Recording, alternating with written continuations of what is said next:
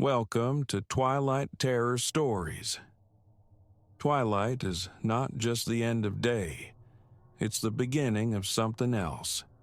A time when the shadows stretch and fear takes its first breath. You've stepped into that moment now, and the stories are waiting. Let them find you.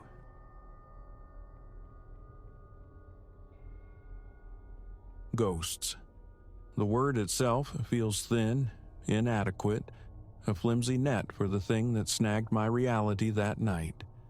Do I believe? The question hangs unanswered, but the desolation of the Cypress Point Galleria parking lot, the bite and chill of that December air, the sheer impossibility of it all, that remains branded onto my memory. Sometimes the edges blur, threatening to dissolve into nightmare, but then I recall the stark, black lacerations on the pavement, those tire marks. They anchor the madness, and what unspooled afterward. Well, listen. Midnight loomed, a mere 15 minutes shy, as I navigated my car into the Galleria's skeletal embrace. A Tuesday. The retail behemoth slumbered, shuttered hours ago, leaving behind a vast concrete desert punctuated by islands of jaundiced light cast by lonely security lamps. My purpose: retrieving Ben, colleague turned housemate, stranded by a defunct engine after a marathon shift wrestling with emergencies at County General. I claimed a spot near the west entrance's darkened maw, silenced the engine, and watched my breath plume in the glacial air. The dashboard registered a stark 28 degrees Fahrenheit. Phone in hand, I thumbed a quick text. Here. That's when the other vehicle registered. Not overtly, just present. Perhaps 6 spaces distant, Obsidian sedan sat inert, its headlamps engaged at maximum intensity. Twin beams sliced the gloom, illuminating precisely nothing, a blank stare into the vacant asphalt expanse. I narrowed my eyes, probing the glare for an occupant, but the brilliance repelled my gaze. My phone remained stubbornly silent. Ben was running late. 11:52 p.m. The sedan's unwavering stare persisted. An unsettling prickle traced my spine. In this void, at this hour, a car should either disgorge a passenger or depart. This one simply was engine mute, lights ablaze. A vibration against my palm. Ben, almost there. 5 mins. My gaze snapped back to the sedan, unchanged, unmoving. My fingers instinctively sought the reassuring cold metal of my keys, poised for ignition should the need arise. The digital clock on my dash blinked. 11:57 p.m. I looked up. Utter emptiness resided where the sedan had been. Not pulling away, not cruising silently into the shadows, just absent. One moment, solid presence. The next, a void framed by vacant parking lines. My heart commenced a frantic drumming against my ribs. I blinked, rubbed my eyes fiercely. Nothing. The click of my seat belt echoed unnaturally loud as I unlatched it and pushed the door open. The cold lunged, instantly penetrating my jacket. My own footsteps seemed amplified, bouncing off the silent storefronts as I walked towards the phantom car's former location. My shadow stretched long and distorted under the security lights. And there they were. Tire marks, impossibly fresh, stark black against the pale concrete. They commenced precisely where the sedan had rested, stretching perhaps 10 feet before. Stopping. Not fading, not smearing, but terminating with surgical abruptness, as if the vehicle had been plucked vertically from the earth. I stood transfixed, breath catching, the nape of my neck tingling with primal alarm. A swift pivot, eyes scanning the oppressive emptiness, vacant spaces stretching towards the periphery, swallowed by night. No motion, no sound beyond the low thrum of the lamps and the ragged tempo of my own breathing. My phone buzzed again, jolting me violently. Ben here, coming up from South Entrance. Scrambling back to my car, hands trembling, I fumbled with the lock. Inside, doors secured, engine roaring to life, the heater's nascent warmth felt distant, irrelevant. My eyes darted compulsively to the rearview mirror, seeking confirmation of the void where the sedan had held its silent vigil. Through the side mirror, Ben's familiar figure materialized, clad still in hospital scrubs, cutting briskly across the asphalt, hands plunged deep in his pockets against the chill. I thumbed the passenger lock. He slid in, bringing a gust of frigid air. "Leo, man, thanks. This day just wouldn't quit." His words trailed off as he registered my expression. "Whoa, you okay? You look like you've wrestled a specter." My mouth opened, then clamped shut. How does one articulate such an encounter without sounding unhinged? Shifting into reverse, I murmured, "Later. Let's just clear out of here." We exited the lot onto Meridian Parkway. At this dead hour, the road was ours alone, a ribbon of asphalt slicing through 5 miles of dense, lightless woods before reaching the highway's relative civilization. The car's interior finally began to thaw. Ben watched me, his gaze expectant. I drew a shaky breath and began, recounting the silent sedan, the unwavering lights, the sudden vanishing act. My narrative was punctuated by reflexive glances into the rearview mirror. Nothing but receding darkness. And then, poof, gone, I concluded. But the tracks, Ben. Fresh tracks that just stopped dead.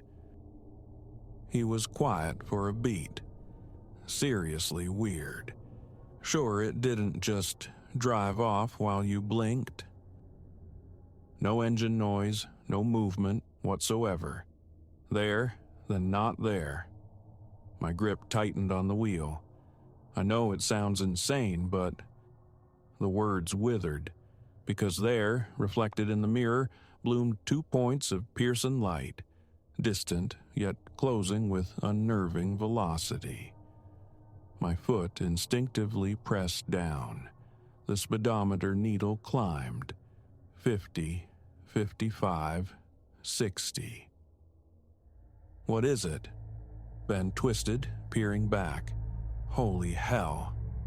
The lights surged closer, resolving now into the unmistakable silhouette of the sedan from the parking lot. It mirrored our acceleration perfectly, maintaining an unwavering distance regardless of our speed. 65, my wife. 70. The skeletal trees flanking the road blurred into indistinct streaks. Sweat slicked my palms against the wheel. "Lose it," Ben urged, his voice taut. "That turn coming up. Take it." Ahead, the intersection with Ashwood Lane loomed, a sharp right angle. Taking it at this velocity courted disaster, but the incandescent glare filling my mirrors. The decision made itself. I slammed the brakes, wrenching the wheel hard right. Tires shrieked in protest. Ben braced against the dashboard. We fishtailed violently before regaining traction on Ashwood Lane. I floored the accelerator again, adrenaline a raging current in my veins. This road was narrower, serpentine, swallowed by deeper woods, ideal for shaking a tail. A glance at the mirror. Still there. same distance. It had navigated the impossible turn with liquid grace. "That's not right," Ben muttered, his voice strained. "No car makes that turn like that." My thoughts raced. Ashwood Lane eventually looped back, miles ahead. We were isolated, pursued by... what? A spectral vehicle. Nausea churned. Abruptly, the sedan's headlights intensified, exploding into a blinding white radiance that obliterated everything in the mirrors. "It's gaining," Ben shouted. I pushed the engine harder, navigating the curves with reckless abandon. Trees became a whipping, indistinct wall. 80 mph on a lane posted for 35. The light behind us grew hotter, brighter still. I could almost feel a physical heat on my neck, as if those beams could burn through steel and glass. Ben's knuckles were bone white against the dash. Something ahead. Through the windshield, a break in the trees. The road widened slightly into a small clearing, dominated by the stark silhouette of an old church, its white clapboard walls luminous in our headlamps. "Pull in!" Ben yelled. "Maybe! Holy ground! Something!" A desperate gamble, born of terror, but options had evaporated. I wrenched the wheel left, aiming for the church's gravel drive. The car bucked violently as tires left pavement. The instant rubber met loose stone, the oppressive light behind us extinguished. Utterly. I stomped the brakes, sending us skidding to a halt in a spray of gravel that pinged against the undercarriage. Silence descended, thick and heavy, broken only by the engine's idle and our own harsh breathing. We both turned, staring back down the empty lane. No sedan, no lights, just the dark woods and the vacant road stretching back into the night. Beside us, the church stood sentinel, its modest steeple a silent finger pointing towards the starless sky. Did that just happen? Ben's voice was barely audible. I managed a slow nod, my hands still vibrating on the steering wheel. Yeah, it did. We remained there nearly an hour, engines running, scanning the darkness, waiting. The sedan never reappeared. Eventually, we crept away via a circuitous route, seeking the anonymity of well-traveled roads. 3 weeks have passed. The obsidian sedan hasn't returned, yet it occupies my thoughts daily. I've driven past the church in daylight. It appears mundane, weathered, flanked by a small, unassuming graveyard. The urge to stop, to inquire, perhaps confess to a bewildered cleric, flickers and dies. Ben and I dissect the night endlessly, constructing theories flimsy as cobwebs.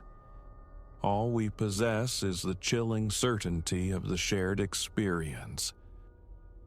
Belief in ghosts remains an elusive concept, yet my belief in what transpired is absolute. The tire marks were real, the chase terrifyingly so.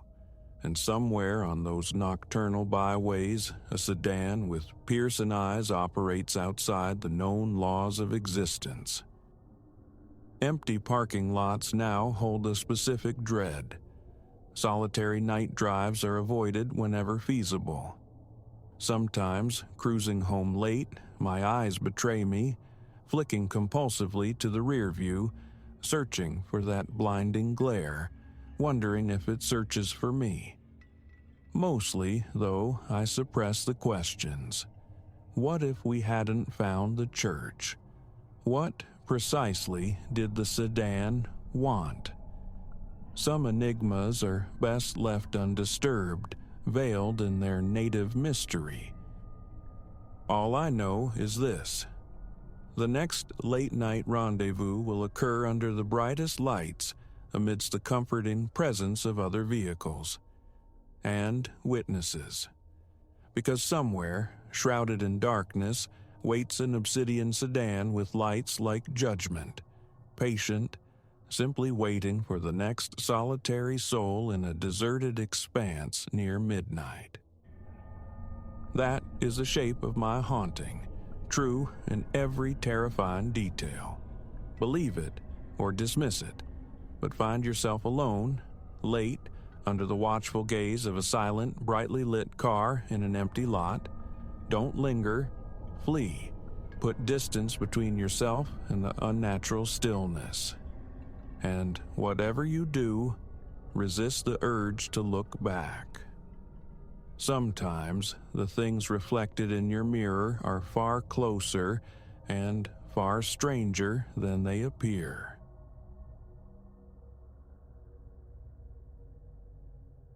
My name is Arthur Finch. This chronicle, this ledger of the impossible, feels like the last sane act I might perform. 3 times I've tried to set this down, each attempt dissolving into digital dust, sounding like mania. No more, just the sequence, the stark progression. Perhaps, rendered plainly, the truth will find purchase. 6 weeks precipitated this unraveling. My professional life unfolds on the 14th floor of Meridian Plaza, downtown Seattle. Just another vertical filing cabinet of glass and ambition scraping the belly of the sky, stuffed with partition spaces and airless meeting rooms. Sterling and Thorne Associates employs me, an accountant. 8 years tethered to spreadsheets and fiscal certainty. My office occupies a corner, affording views east and north through generous panes. Those windows. They are the axis upon which my sanity now precariously tilts. That inaugural morning, the clock read 7:15 a.m., my habitual arrival. Chloe, stationed at the reception monolith, offered her customary brief smile as my key card granted passage. The elevator ascended in vacant silence. The building's pulse wouldn't quicken until 8:30, perhaps 9 he. I cherished the early hush. Or I did. The discrepancy was immediate, snagging my attention at the threshold of my own office. A sliver of morning, raw and damp, sliced into the hermetic quiet. The east window ajar, 4 inches, precise as a ruled line, enough to admit the October bite. My coffee thermos nearly slipped its grasp. I knew, with the unshakable conviction of ingrained habit, that I had secured that window the previous evening. Locked it, an action as reflexive as confirming my apartment door is bolted. I approached, examining the latch. Pristine. No scratches, no hint of force. It yielded smoothly to my touch. I sealed the window, tested the lock, and willed my focus toward the day's ledgers. By midday, I'd rationalized it away. Fatigue, a momentary lapse. Annoying, but explicable. The following dawn presented an exact replica. Window breached. 4 inches. This time, certainty hardened into cold dread. I had not forgotten. I'd performed the ritual twice before leaving. Checked, rattled the frame. Secure. My fingers trembled as I drew the window shut. I marched directly to building services. Gus, custodian of the building's mechanical soul, regarded my explanation with the blankness usually reserved for abstract mathematical concepts. "Impossible, Mr. Finch," he stated, tugging a grizzled beard. "Those panes, they don't operate from the exterior. Safety features, see? And after hours, it's just the cleaners. Nobody else gets access. I persisted. He inspected the mechanism with painstaking thoroughness, pronouncing it flawless. The supervisor of the night crew swore her team adhered strictly to protocol. Windows remained untouched.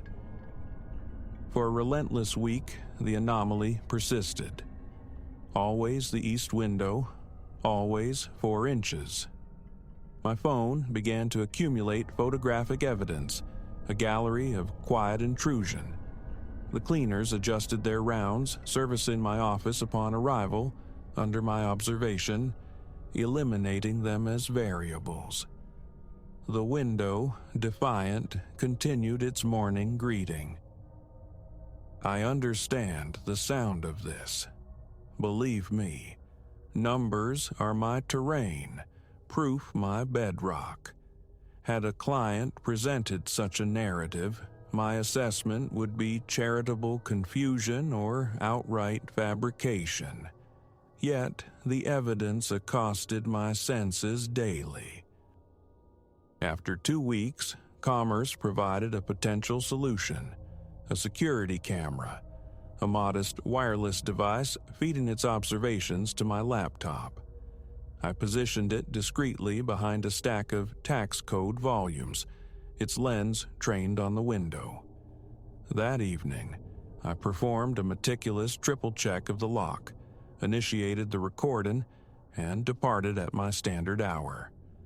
The subsequent morning, impatience propelled me through the office door.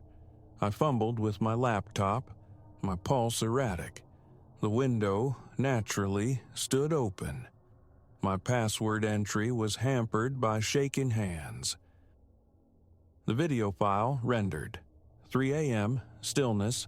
3:30 a.m., the same. Then 4 a.m. The latch rotated, smoothly, untouched.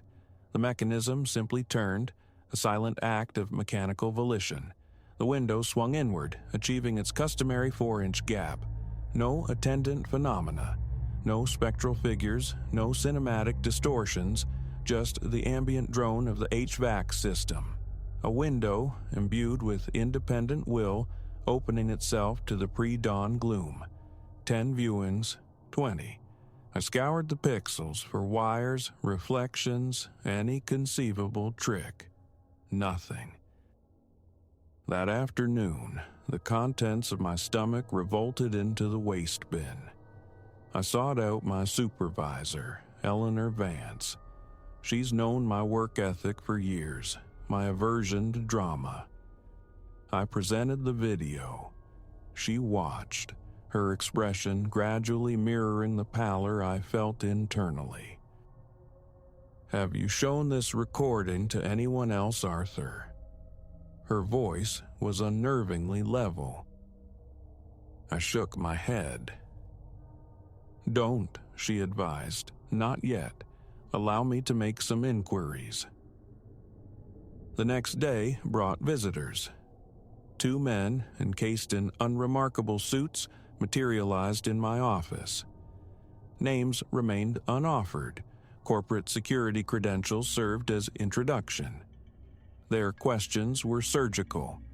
The window's history, the camera specifications, my daily patterns. They duplicated my photos, the video files. One produced a card bearing only a telephone number. Should any further irregularities occur, contact this number, immediately, regardless of the hour. That night, I lingered. A vigil. I needed to witness the event firsthand. Around 10 p.m., Eleanor appeared at my door. "Go home, Arthur," she urged, her tone soft but insistent. "Please, trust me." An unfamiliar current of fear sparked in her eyes, more alarming than the window itself. I complied. The window's nocturnal ritual continued unabated. My camera dutifully recorded its silent performance. The self-actuating lock, the precise 4-inch opening, the profound quiet. The suited men reappeared sporadically, collecting the fresh footage like grim tithes, offering no explanations. A month dissolved. Then subtler disturbances began. My desk chair, discovered slightly angled each morning. Documents subtly reshuffled overnight. One day, my ceramic coffee mug materialized on the opposite side of my desk. A small, inexplicable migration. A second camera was deployed, its gaze encompassing the wider office space. The subsequent recordings revealed objects drifting, repositioning themselves between 3 a.m. and 4 a.m., as if an unseen presence idly rearranged my workspace. My request for relocation to a different office met denial. My plea to work remotely, denied.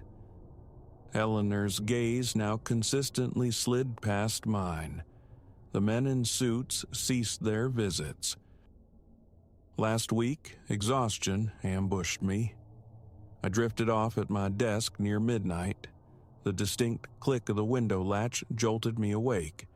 I remained motionless, eyes clamped shut, a primitive fear paralyzing me. The air grew colder. Footfalls, unnervingly light, whispered across the carpet behind my chair. They paused. A pressure descended upon my shoulder. Glacial, utterly alien. I bolted. Didn't pause for breath until the sanctuary of my car enveloped me. Called in sick the next day and the day after. This morning, Eleanor phoned. Return tomorrow, she mandated, or face termination. Everything she claimed was now under control. Elaboration was not forthcoming. I composed this from my home study. My phone intermittently vibrates with calls from withheld numbers. The window here, overlooking the quiet street, is open. 4 inches. I know, absolutely, I secured it before sitting down. Tomorrow necessitates my return. There seems no alternative. The job is a necessity. But this record remains, a contingency. Should anyone need to understand what transpired, what persists, if your workplace is a tower of steel and glass, check your windows before departing. Twice. And should you ever discover one inexplicably ajar come morning, resist the urge to investigate. Do not install cameras. Do not keep late hours. Do not succumb to sleep at your desk. Simply request a transfer. Immediately. Before such requests are no longer entertained. I must conclude. There's a rapping at my front door. The suits. They've found me. And the window in my study, it just eased open another fraction.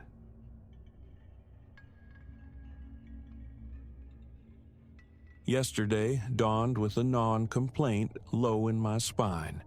A dull throb I massaged absently while drifting toward the kitchen's familiar promise.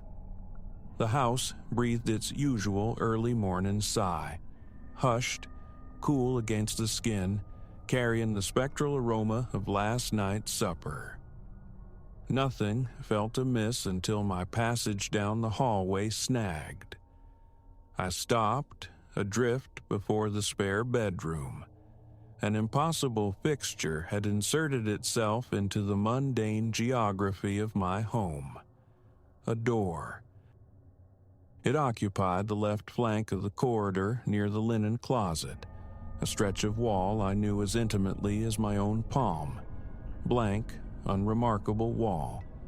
Yet here it stood, unadorned timber, stained a deep, somber umber, punctuated by a tarnished brass knob. A frantic percussion started against my ribs. Dew beaded my brow. I gaped, excavating my memory for any trace, any hint that a portal had ever resided here. Nothing. Its presence was an abrupt, undeniable intrusion. Hesitantly, I advanced. Limbs weighted as if negotiating dense water. My fingers, trembling slightly, closed around the knob. It refused to yield. I tightened my grip, torqued it right, then left, utterly immobile, locked fast. Pressing an ear to the wood's cool grain, I strained to listen. A whisper of sound reached me, faint as moth wings. A dry, sibilant scrape, perhaps, or merely the frantic surge of my own blood. My breathing roared in the confines of the hallway. Holding it, I listened again. Silence reclaimed the space when I exhaled. The phantom sound had evaporated. My shoulder met the wood next. I'm not built for brute force, but I leaned in, testing its give. It met an obdurate resistance, like challenging bedrock. No groan of stressed timber, no subtle shift. A peculiar vibration pulsed back through my arm from the impact, stinging the point of contact. This felt denser, more absolute than any normal door. Crouching, I squinted at the threshold, seeking a gap beneath the frame. A sliver, barely perceptible, hinted at the floor beyond, perhaps revealing a patch of profound shadow or simply occluded light. Once more, I wrestled with the knob, sharp, futile jerks. Sweat slicked my palms. The sheer wrongness of it coiled in my gut. Houses don't spontaneously generate new apertures. As my hand slipped from the brass, a distinct, if subtle, pressure met my release, an outward nudge from within, as if something actively held it fast. My heart became a wild drum against my ribs. I recoiled, wiping my damp hands on my trousers, my gaze locked on the impassive wood. A period of stunned stillness passed before resolve flickered. The garage, tools. Behind dusty paint cans, I unearthed a crowbar, its cold metal a stark contrast to the hallway's uncanny warmth. Back I went. The door remained, unchanged, silent. I tried levering the crowbar's tip beneath the bottom edge. The angle proved impossible. Jamming it between the door and frame only scarred the surrounding paintwork. The space was too tight, the wood unyielding. The tool skittered uselessly with each attempt. Every application of force was met by that same unnerving counter-pressure, a palpable denial. My arm began to quiver with exertion, sweat tracing paths down my temples. Defeated, breath ragged, a faint dizziness swirling, I stepped away. My thoughts raced, a frantic scramble for explanation. A dream? Some bizarre lapse in memory? Forgetting a renovation I never commissioned? Impossible.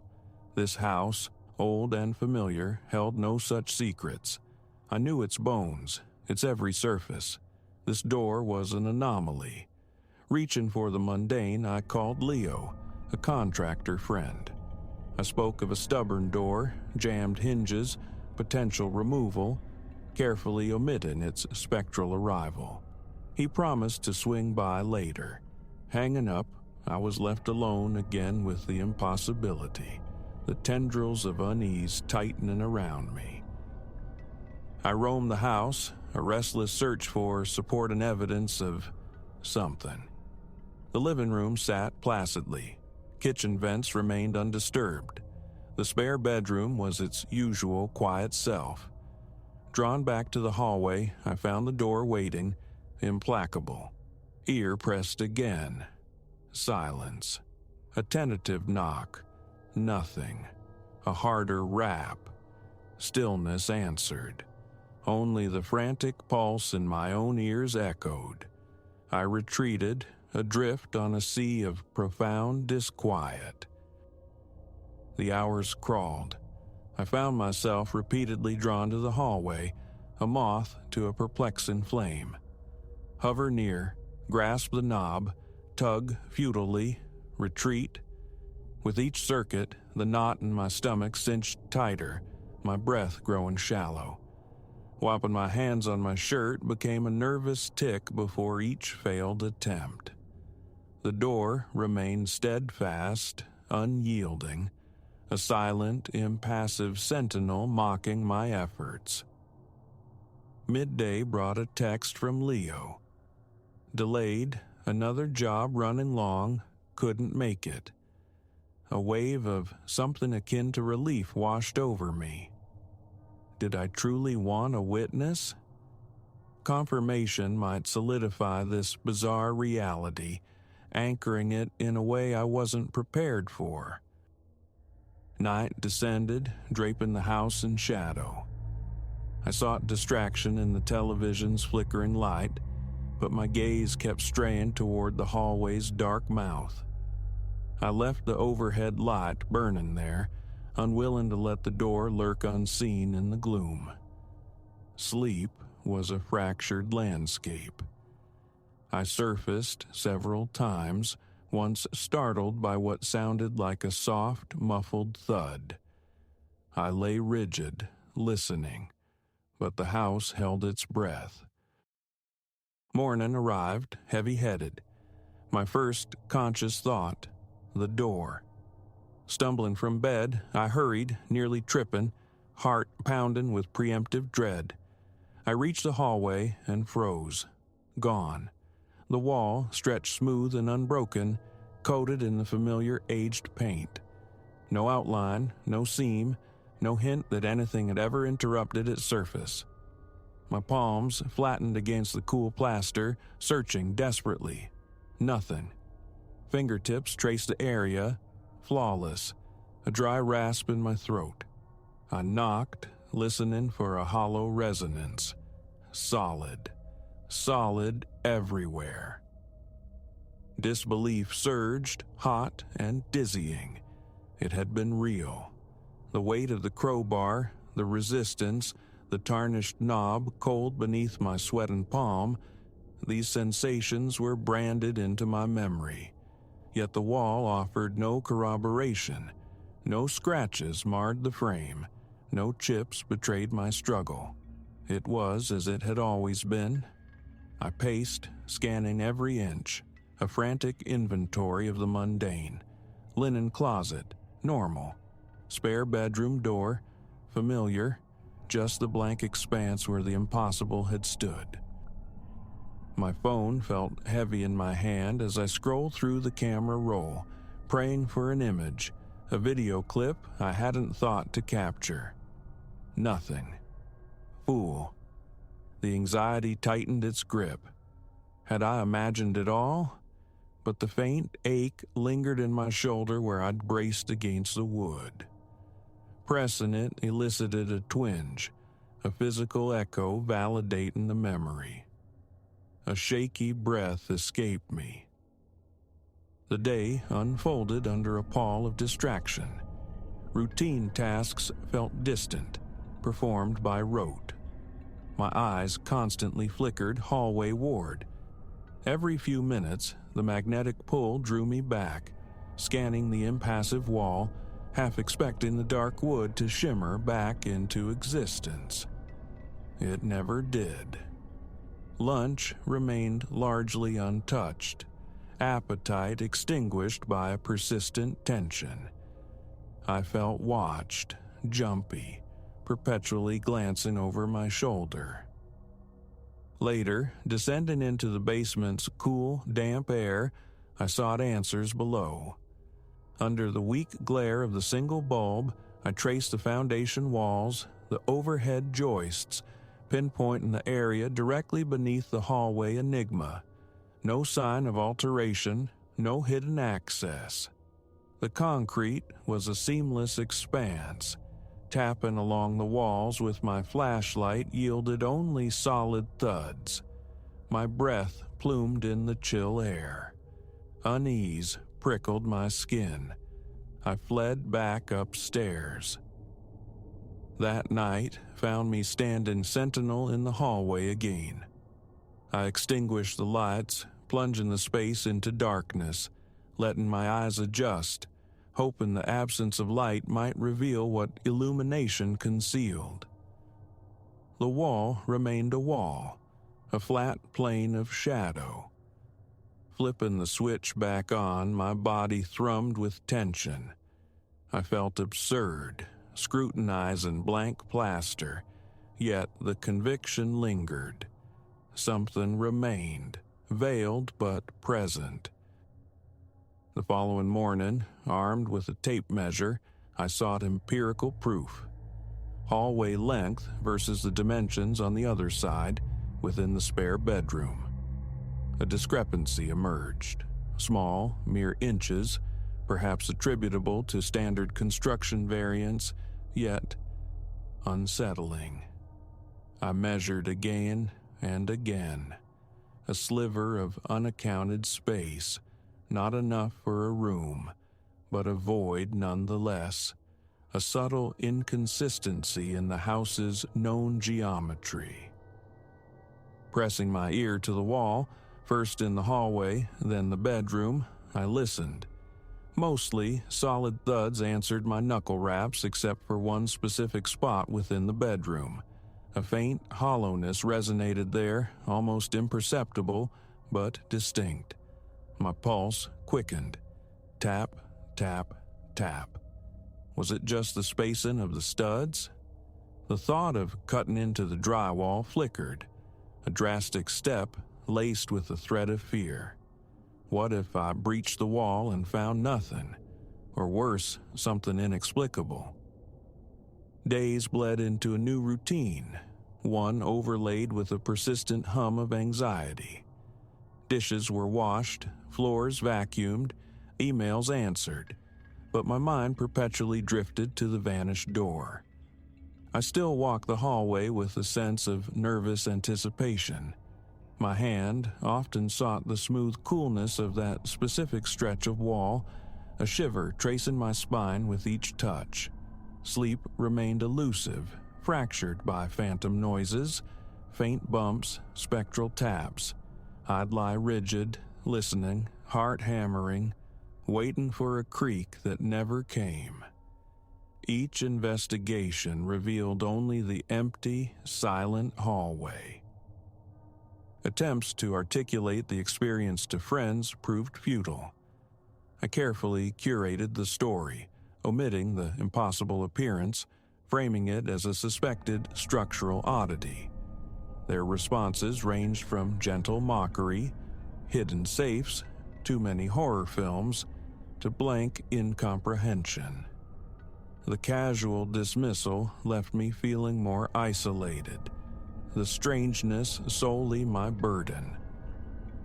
Sometimes, staring at that immutable stretch of plaster, I almost wish the door would return, offer intangible proof against my own eroding certainty. Other times, icy dread grips me at the thought. The memory of that subtle, deliberate push from the other side remains vivid, raising goose flesh, quickening my breath. A presence. I felt it. I've become a reluctant hermit, tethered to the house, fearing further clandestine alterations in my absence. Walls are inspected morning and night. The longer I look, the more plausible its reappearance seems. And if it does manifest again, I oscillate between visions of smashing through it and fleeing outright. The thought churns my stomach. My life feels frayed at the edges. Meals are forgotten, simple chores overlooked. My fingers worry at the wall's paint, flaking tiny chips, seeking a hidden seam. The house's silence, once comforting, now feels charged, pregnant with unspoken possibilities. Shadows pool with deeper intent. Every peripheral flicker becomes the dark umber wood, momentarily tricking my eyes, leaving my heart pounding in the aftermath. Will it return? I possess no answer, only the unwavering conviction that for one day it was utterly real, I touched it, heard it, felt its resistance, then erasure. Now I measure, I listen, I search, while the house guards its secrets. The feeling persists. An inaccessible space, something sentient on the other side content to remain hidden. Each transit of the hallway resurrects the sensation. The locked knob, the push, the subsequent void.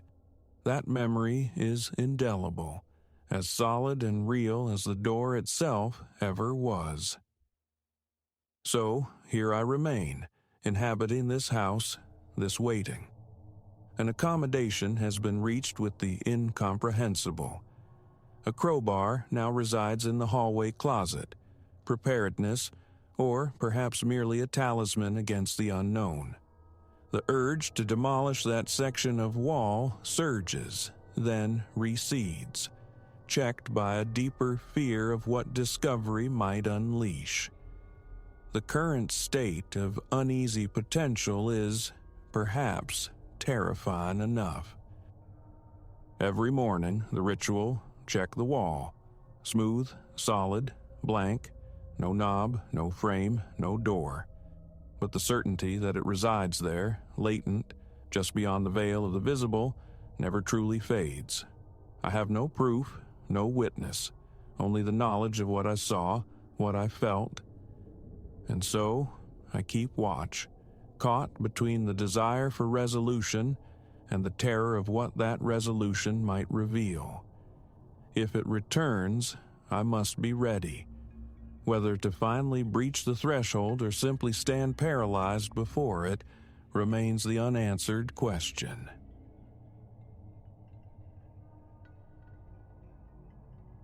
Recognition bloomed cold and sharp only when the man, no courier, never a courier, stood silhouetted in the heart of my living room.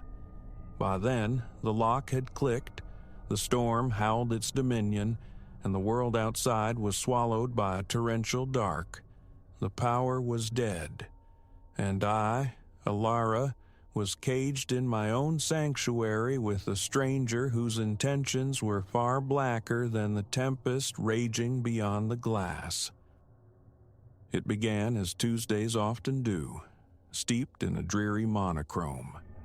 Work, a looming deadline, the world reduced to the glow of my laptop screen while wind screamed against the panes and rain fell in sheets, relentless.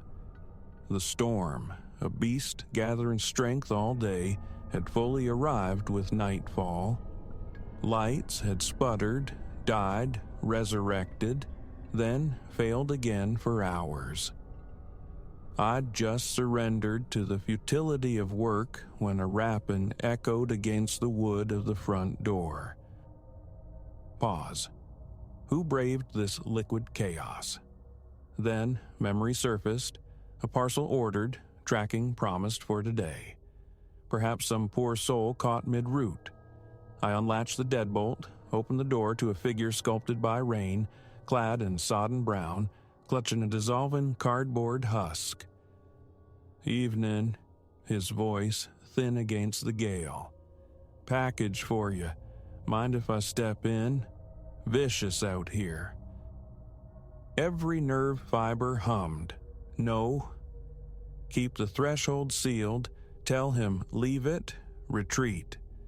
But the sheer misery etched on his face, dripping onto my porch, swayed me. A fatal courtesy. "Of course," I heard myself say, stepping back. "Come in, get dry." He slipped inside, trailing the scent of drenched fabric and something else. Something metallic, unsettling. I pushed the door shut against the wind's assault. "You can leave the box there." I gestured toward a console table. "Need a towel?" He turned, fully facing me then, and I saw his eyes. Not relief, not gratitude, hunger, a raw, predatory gleam that stopped my breath. "Mighty kind," he murmured, his voice suddenly clear, resonant in the sudden stillness of the house. "But I reckon a towel won't quite cover it." A step closer. Instinctively, I retreated. "What are you talking about?" My voice, a tremor I fought to conceal. A smile stretched his lips, devoid of warmth, all teeth. The wolf cornering its prey. "Oh, I think you know." Precisely then, the last light relinquished its hold. The room plunged into absolute blackness. A low chuckle vibrated in the dark, raising the hairs on my neck. "Well now," he purred, "isn't that convenient?" I bolted. Heart hammering against ribs, I fled into the familiar geography of my darkened home. He didn't know the layout. I did. My sole advantage. I reached the kitchen, hands scrabbling blindly in a drawer, searching for steel, for weight, for anything. Fingers clamped around the smooth, dense wood of a rolling pin, just as his heavier tread sounded on the threshold. "Come on out," he crooned, the playfulness sickening. "No need for fuss. We've got all night, you and I." I swung the rolling pin toward the sound, a desperate arc in the void. A solid thwack echoed, followed by a sharp grunt. No time to assess. I ran again, this time for the stairs, my free hand tracing the cool plaster of the wall, guiding me upward into deeper shadow. Behind me, scrambling sounds, then his footsteps, heavy, pounding on the treads. "You'll regret that," he snarled, the thin veneer of civility shredded. The bedroom. Slammed the door, fumbled with the lock. A flimsy defense, I knew. A moment's grace, perhaps. Eyes scanned the gloom, adjusting, seeking. Phone. Where was my phone? Panic fogged my memory. The door shuddered under a heavy impact. The lock wouldn't last. I lunged for the bedside table, yanking drawers. Empty. Another slam, the sound of splintering wood. Then I remembered.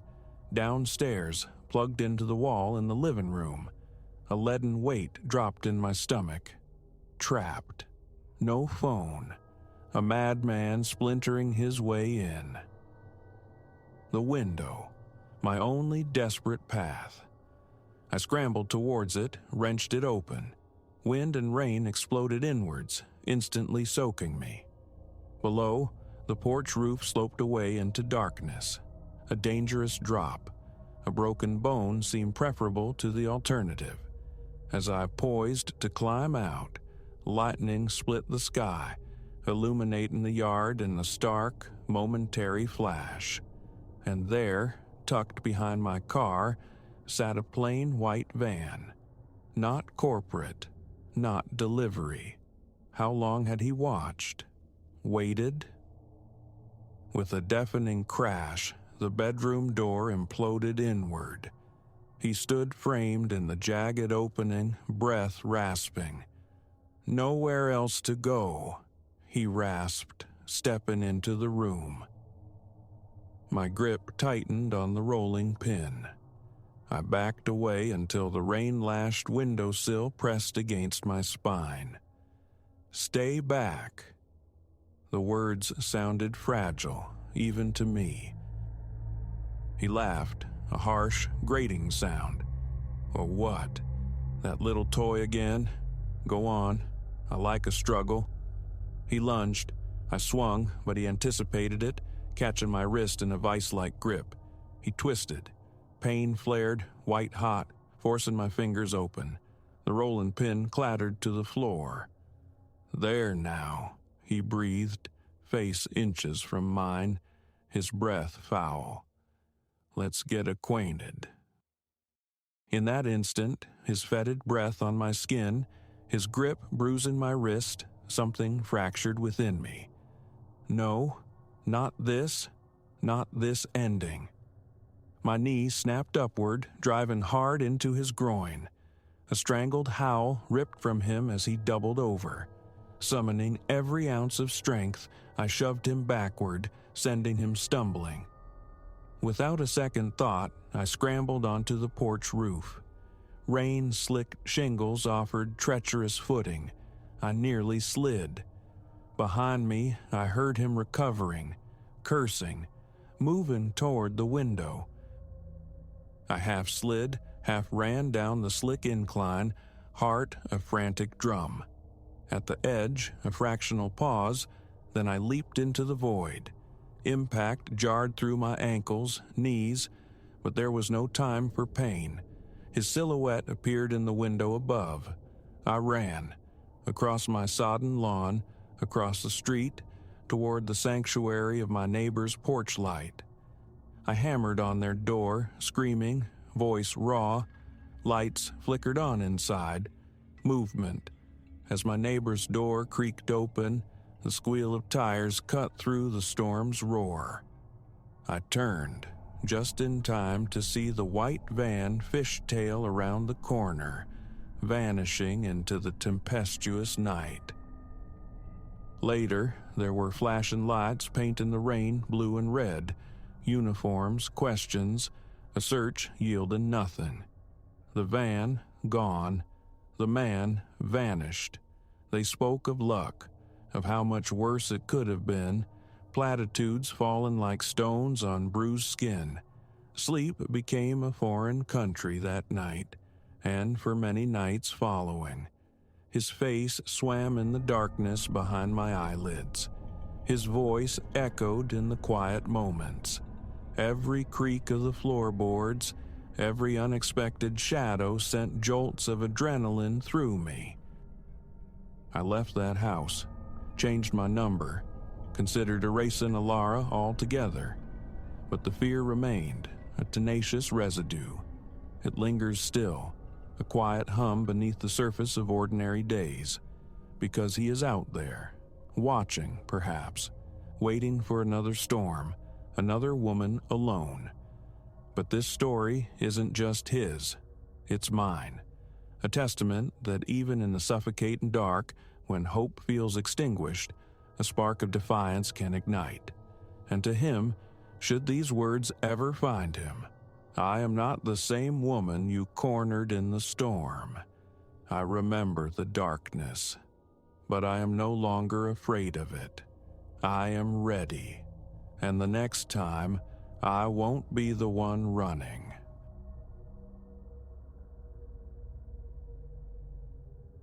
The first fat drops struck like accusations against my cheekbones, prelude to a symphony of thunder that began to fracture the distant sky. In that instant, ignorant bliss reigned. I couldn't fathom how the bruised heavens gathering overhead would soon seem trivial, nor guess the timbered silhouette emerging through the weeping trees was a doorway to my own private abyss. 3 days I'd walked the serpentine spine of the mountains, steeped in the challenging quietude I craved.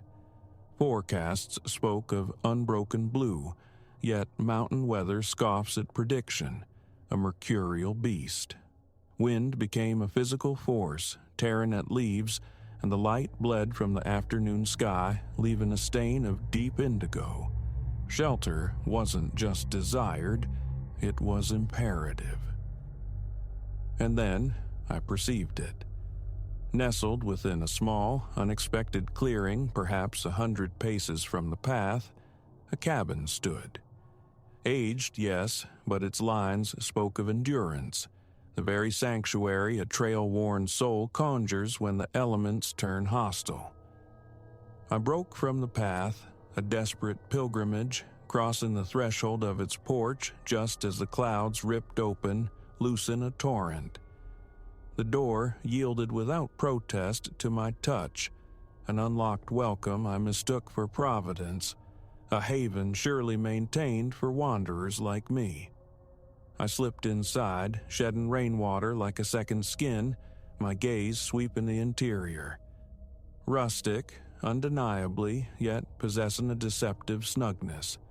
A hearth of river stones commanded one wall, flanked by neatly stacked firewood. A rudimentary kitchen space, a small table attended by 2 chairs, and against the farthest wall, a narrow bed. Compared to the fragile confines of my tent, it felt palatial. Gratitude washed over me, warm and potent, as I set about claiming this unexpected refuge. Soon, flames wrestled in the hearth, their heat a welcome balm against the damp chill that had infiltrated my marrow. While nursing trail rations back to life over the fire, a sense of profound luck settled upon me. Outside, the storm escalated its assault, rain battering the panes like frantic fists, wind shrieking through the timber stands.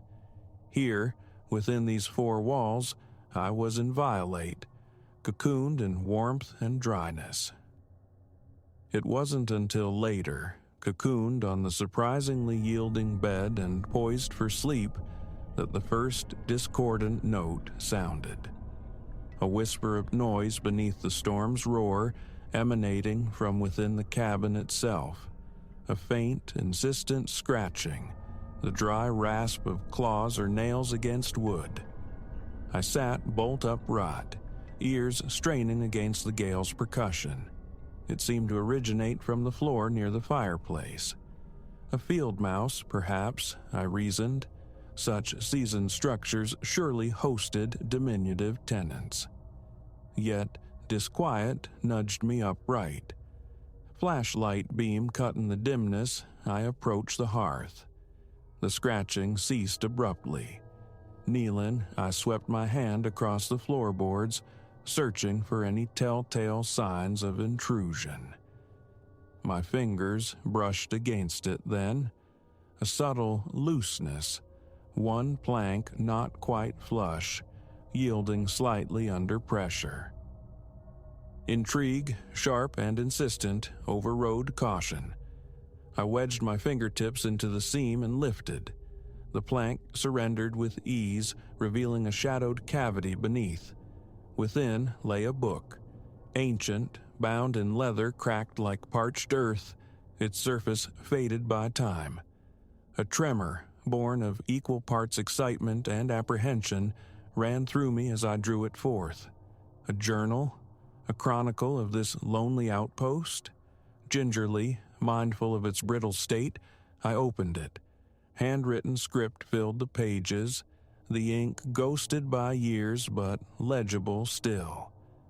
I began to read, and the warmth the fire had kindled turned to ice in my veins. Silas Vane. The name belonged to the diarist. He chronicled, with a detachment that curdled the blood, the cabin's true purpose. Not refuge, but snare. A meticulously constructed trap for the unwary hiker. He wrote of his visitors, of the unspeakable rituals enacted within these walls.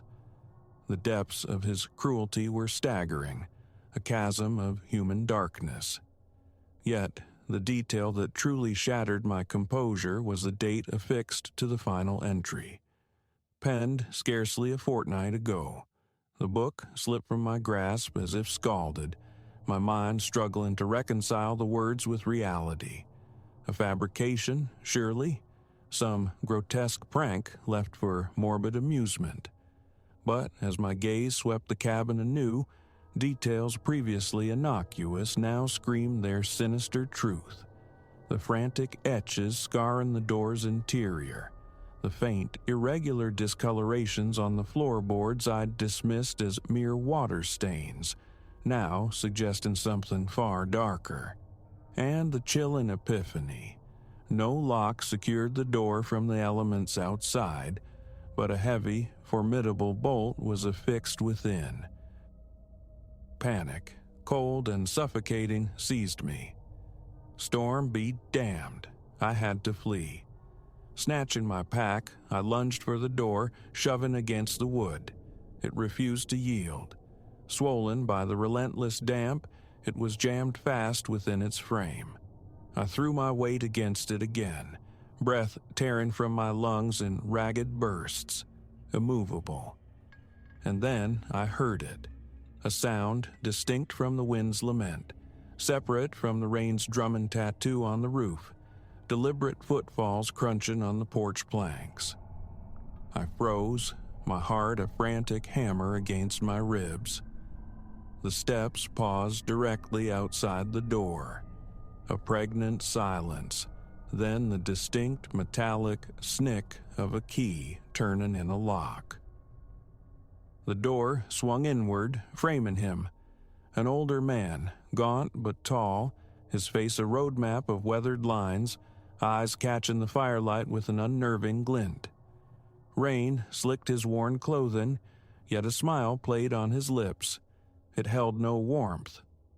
"Well now," he rasped, his voice like stones grinding together. "Seems I've got company." I stumbled backward, eyes frantically scanning the small space for a weapon, an escape, anything. Who are you?" The question felt foolish, redundant, even as it left my lips. "Name's Silas," he confirmed, stepping fully inside, pulling the door shut behind him.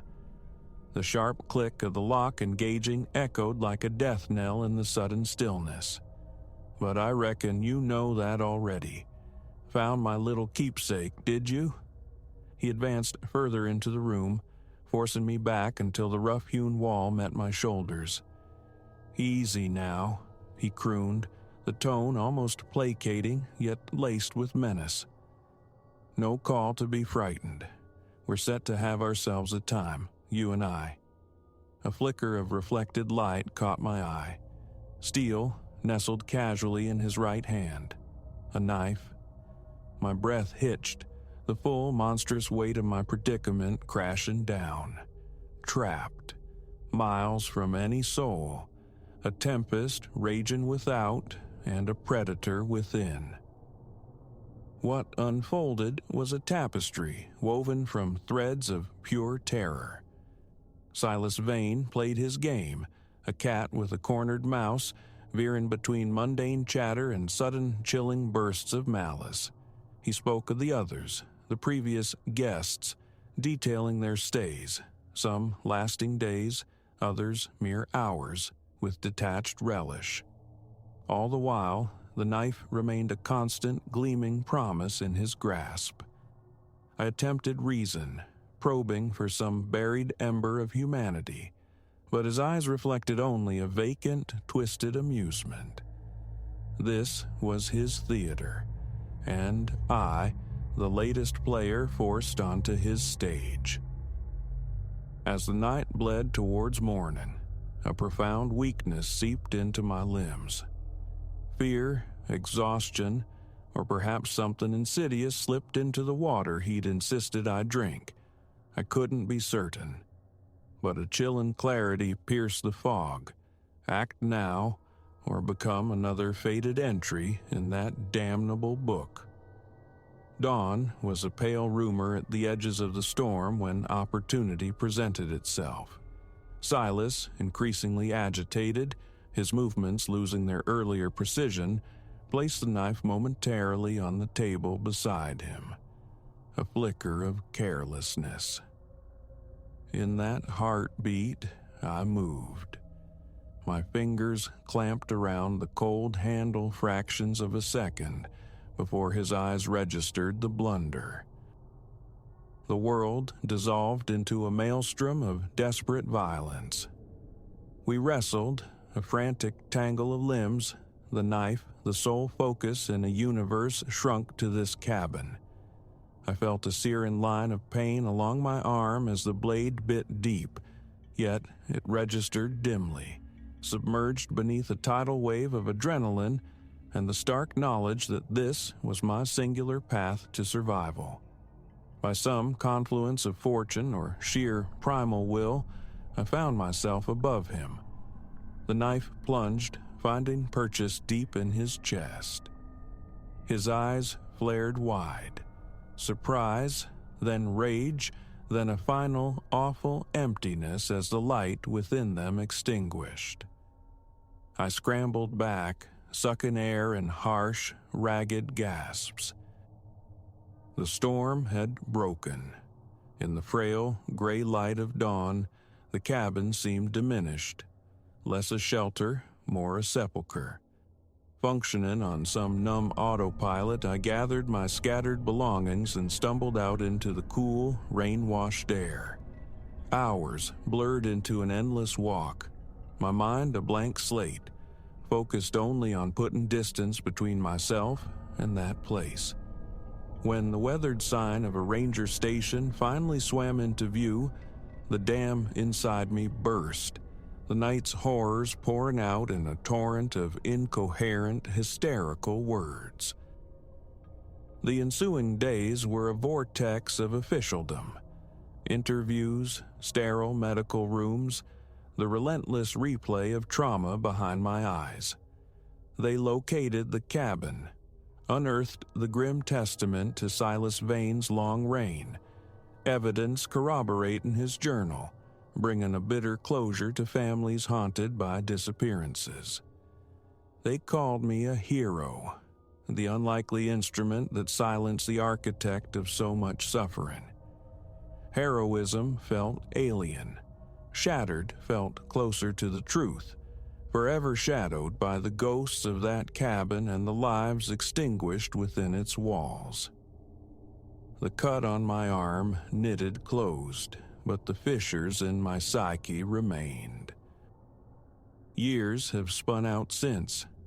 Life continues, stitched together with therapy, bolstered by the unwavering presence of loved ones. Hiking is possible again, though never solitary, never near those brooding eastern peaks. Yet, some nights, when the wind sings a particular lament against the glass and rain drums a familiar rhythm, I am transported back. The phantom weight of the knife settles in my hand. Silas Vane's vacant stare burns behind my eyelids, and the razor-thin membrane separating sanctuary from peril, victim from something else, feels terrifyingly real. That cabin, sought as refuge from a transient storm, became the epicenter of a hurricane that irrevocably reshaped my existence. It taught me the most devastating tempests are those that gather unseen within the human heart, and that survival sometimes extracts a price beyond all reckoning.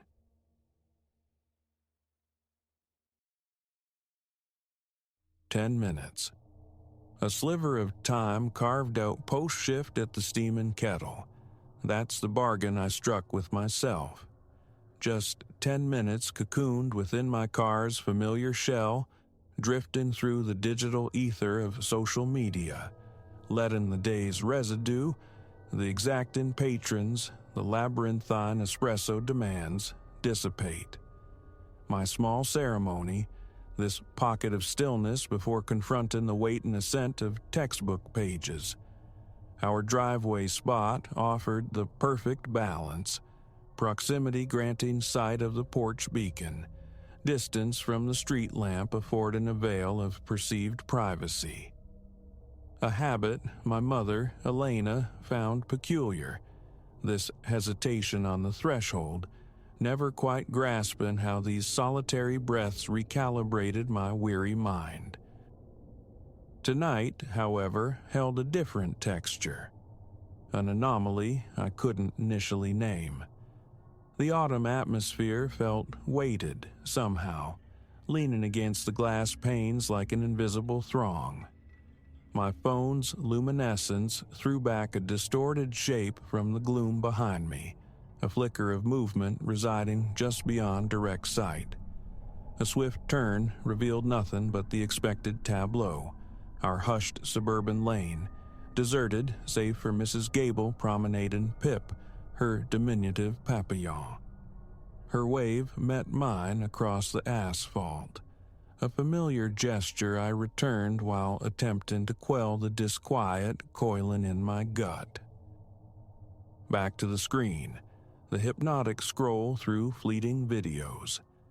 Yet awareness was now snagged on every peripheral detail.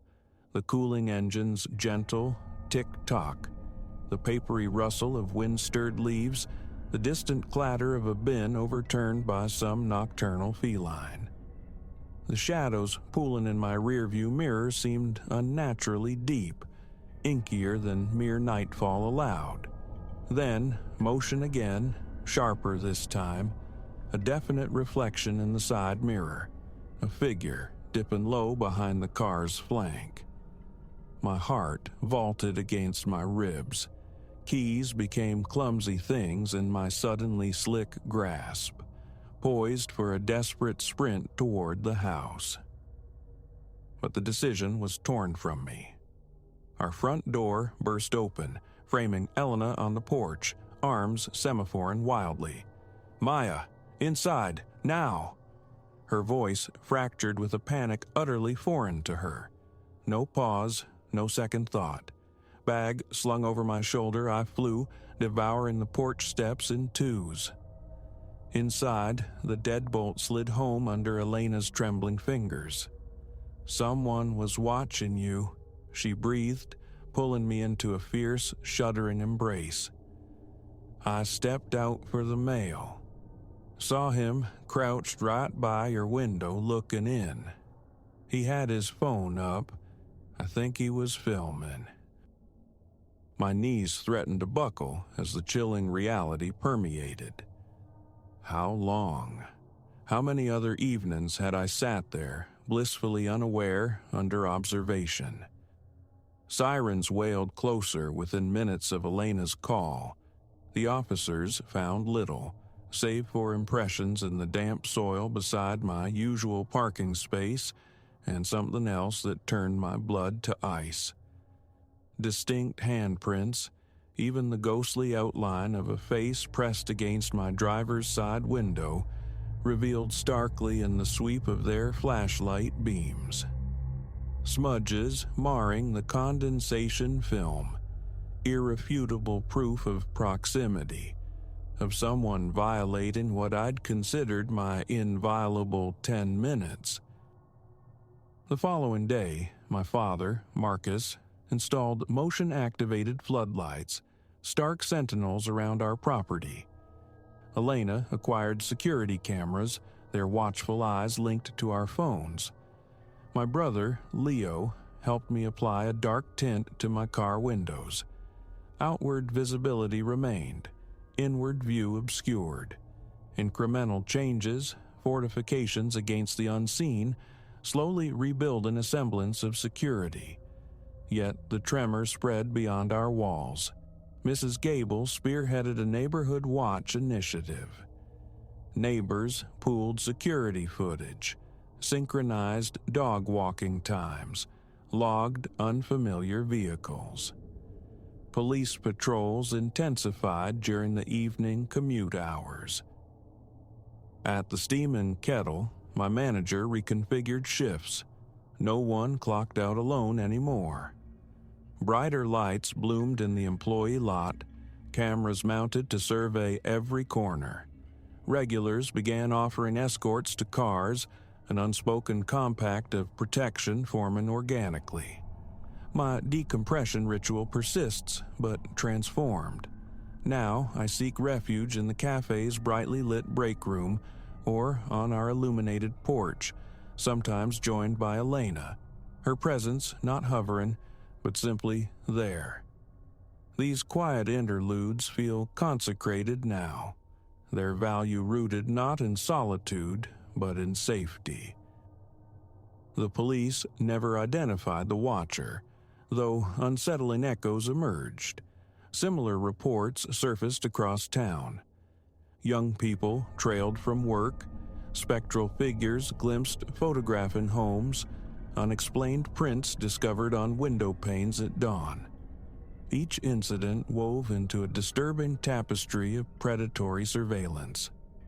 Our neighborhood, however, met this rising tide not with paralyzing fear, but with galvanized resolve. Self-defense workshops materialized at the community center. local shops declared themselves safe havens for anyone feeling vulnerable. Teenagers received primers on situational awareness, on honoring the prickle of intuition. One morning, chalk inscriptions bloomed on the pavement before our house. "You are not alone. We watch out for each other." The entire street wore similar vibrant declarations, a testament orchestrated, as Mrs. Gable later confessed, by the middle school art club. That night irrevocably altered my perception of private moments. Their necessity remains, anchors in a swirling world. But genuine privacy, I now understand, isn't synonymous with isolation. It's the cultivation of secure spaces, buttressed by the vigilance and care of others. Last week, I saw a young woman settled in her car post-school, phone aglow. I recognized the posture, the need for that interstitial pause. Instead of merely passing, I lingered at a respectful distance until she looked up. We spoke, briefly, about vigilance, about tending to one's inner world without sacrificing awareness of the outer one. My car windows now bear different kinds of prints: laminated student art from the cafe's weekend children's hour, uplifting phrases penned in washable marker, visible assertions that this space, once compromised, is now under collective watch. Vulnerability reframed as a canvas for resilience. Sometimes, late, a sudden movement in the periphery still makes me jump. The rearview mirror still draws my gaze more than strictly needed. But these are reflexes, not rulers. They are reminders. Stay alert, trust the inner alarm, maintain the boundaries that ensure safety. Because privacy, I learned, isn't granted. It's constructed collaboratively through shared awareness, mutual support, and the alchemy that transforms fear into connection. My 10 minutes of peace resonate deeper than ever, not for their solitude, but for the unseen network holding them secure.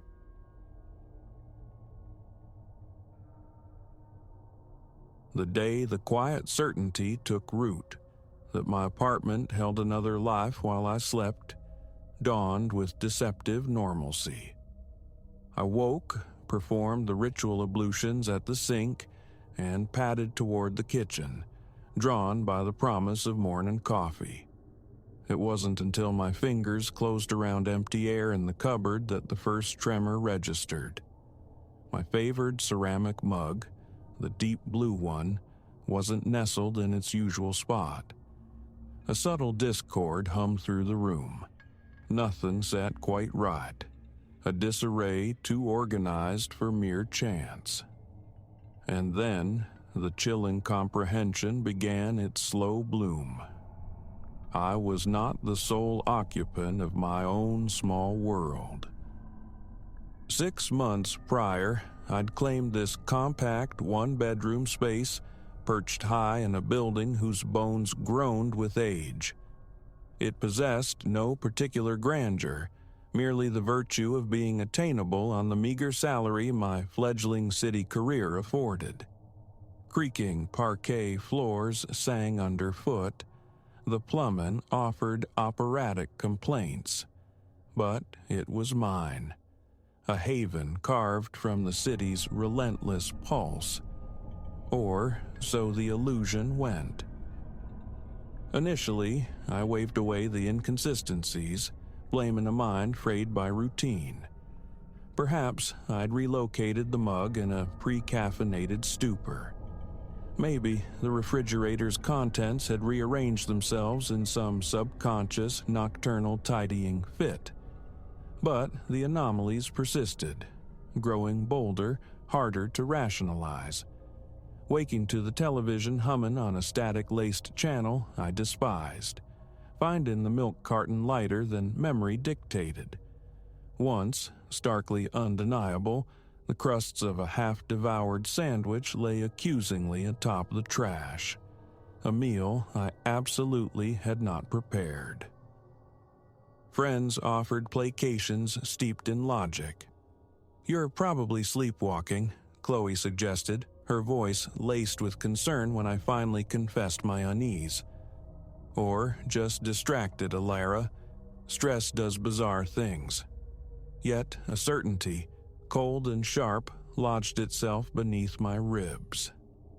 This wasn't stress-induced forgetfulness, nor the phantom journeys of a sleepwalker. Something moved within my walls during the deepest hours of the night, and a fierce resolve ignited within me to uncover it. My campaign began subtly, almost apologetically. I started laying small, delicate traps, a pencil balanced precariously on a table's edge, a nearly invisible filament of tape stretched taut across a doorway's lower span, a dining chair left deliberately, minutely askew.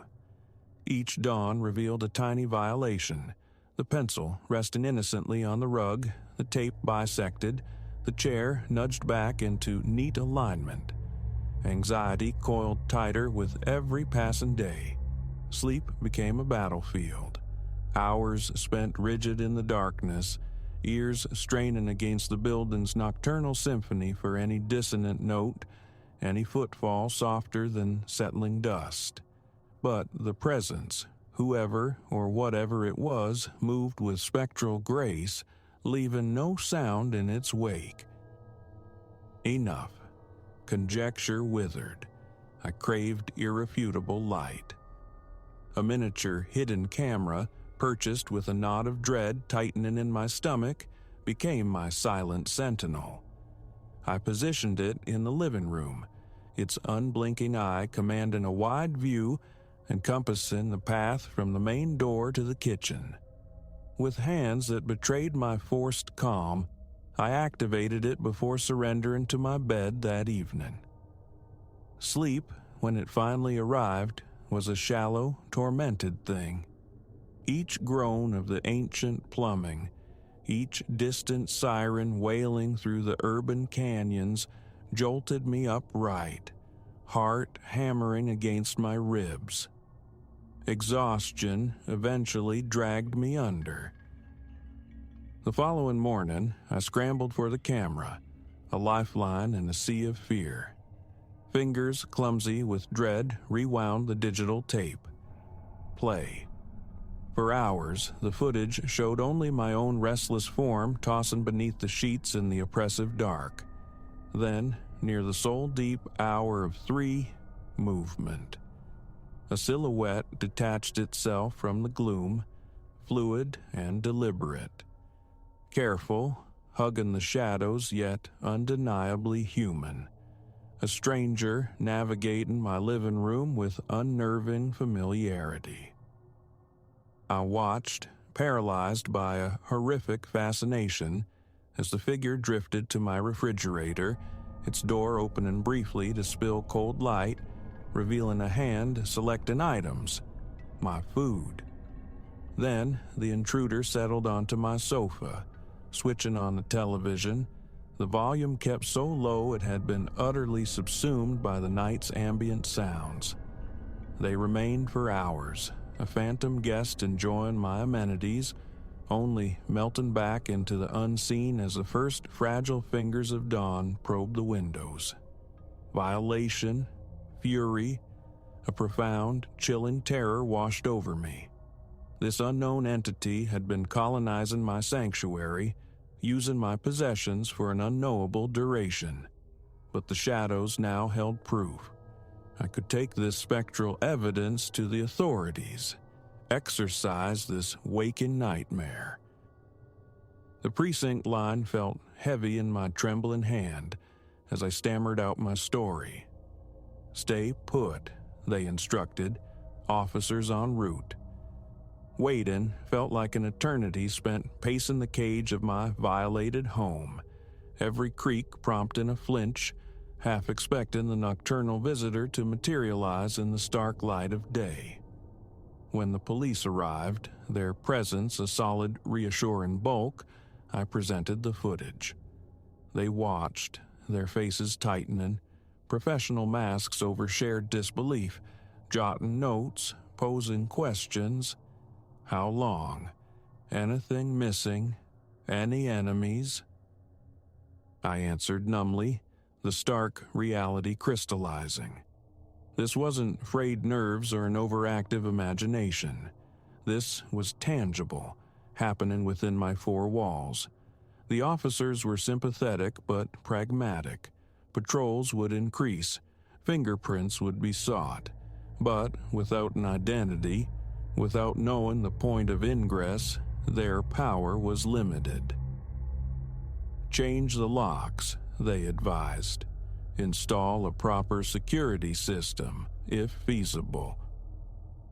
Their uniformed departure left a vacuum, amplifying the silence, the fear. Staying here tonight was unthinkable. A call to Chloe secured refuge. Packing an overnight bag felt surreal, my thoughts racing in frantic circles. Who was this person? How did they slip past locked doors? And why this apartment, mine, out of all the units stacked in this aging hive? The next week unfolded on Chloe's sofa, each unfamiliar sound a fresh jolt to my frayed nerves. I arranged for a locksmith, the deadbolt replaced with heavier, more complex hardware. A new, inexpensive camera joined the first, this one linked to my phone, promising alerts at the slightest stir. Breaking the lease whispered seductively, but the practicalities, the cost, the search, the upheaval, felt insurmountable. Finally, after 7 nights adrift, I knew I had to return. I had to confront the lingering unease, reclaim my shore. I couldn't let this faceless intruder win dominion over my life. That first night back was an ordeal of hypervigilance. Every settling groan of the building, every distant traffic rumble echoed like a threat.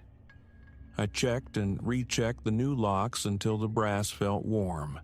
Lights blazed in every room, the television murmuring low for company. Sleep, when it finally claimed me, was shallow and dream-haunted, but the silence held. The camera remained blank. My small, hopeful traps lay undisturbed. For the first time in what felt like an age, a fragile tendril of ease began to unfurl within me. Days bled into weeks. A semblance of normalcy cautiously returned. The morning ritual now included reviewing camera footage, the evening ritual resetting my threadbare traps, but the urgency faded. Perhaps, I allowed myself to hope, the phantom had moved on. Perhaps the reinforced lock had been sufficient deterrent. Then, exactly 1 lunar cycle after my return, the intrusion recurred. Not with stealth, but with a strange, deliberate announcement. I woke to find my living room subtly reconfigured. The sofa angled differently, the coffee table rotated, and there, stark against the dark wood of the table, lay a folded piece of paper. My hand shook as I reached for it. The handwriting within was unexpectedly neat, possessing an almost archaic elegance. "I'm sorry for scaring you," it read. "I never meant any harm. This place, it used to be my home. Sometimes I forget it's not anymore. I won't bother you again. Please be happy here." I sank onto the rearranged sofa, the note clutched tight, the truth washing over me with the force of a quiet tide. Not a malicious stalker, not a random thief. Someone tethered to this space before me, a soul unable to sever the cord to their past. In that instant, the landscape of my fear shifted. Terror dissolved, replaced by an unexpected ache. pity, perhaps, or profound, unsettling sadness. What life circumstances could compel someone to seek solace by haunting the shell of their former existence? I never saw evidence of my nocturnal visitor again. The silence remained unbroken. Yet sometimes, when the building sighs in the depths of the night, or I find an object infinitesimally shifted from its place, I think of them. I wonder about their journey, whether they found a new anchor, a space to truly call their own. And I've learned that home transcends mere walls and floors. It's an internal state, a sense of belonging. For a time, fear had hollowed that feeling out of my apartment. But now, armed with this strange, sad knowledge, I've begun to reclaim it. This is my home now. My intention is to fill it with light, with my own life, and for the other soul, adrift somewhere out there, I hope they too have found their harbor. And if someday the pull of memory proves too strong, perhaps I'll leave a quiet light burning, just in case.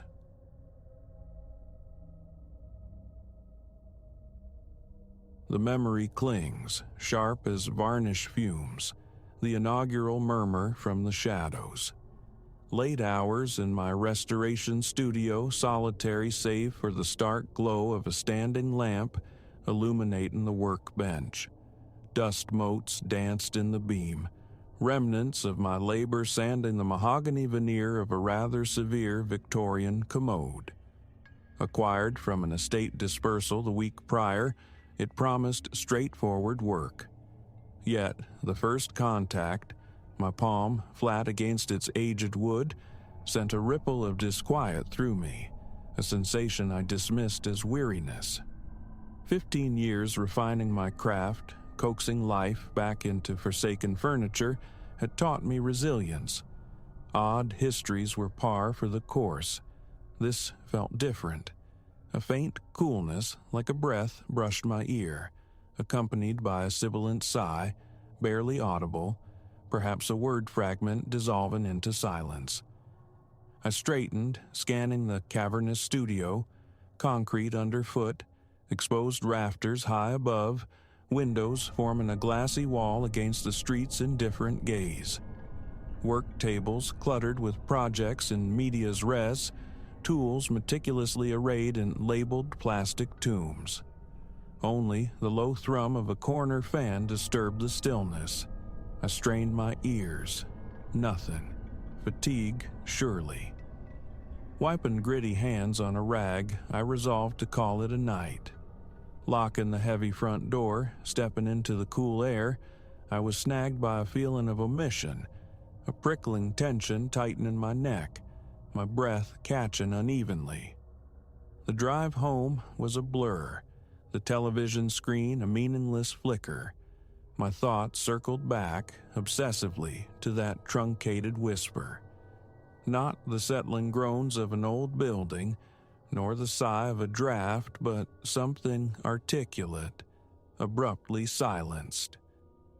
I forced it down, retreating early into restless sleep. Dawn found me back at the studio, seeking clarity in the morning light. Overhead, fluorescence buzzed to life as I donned my respirator, eager to smooth the intricate edges of the commode's drawers.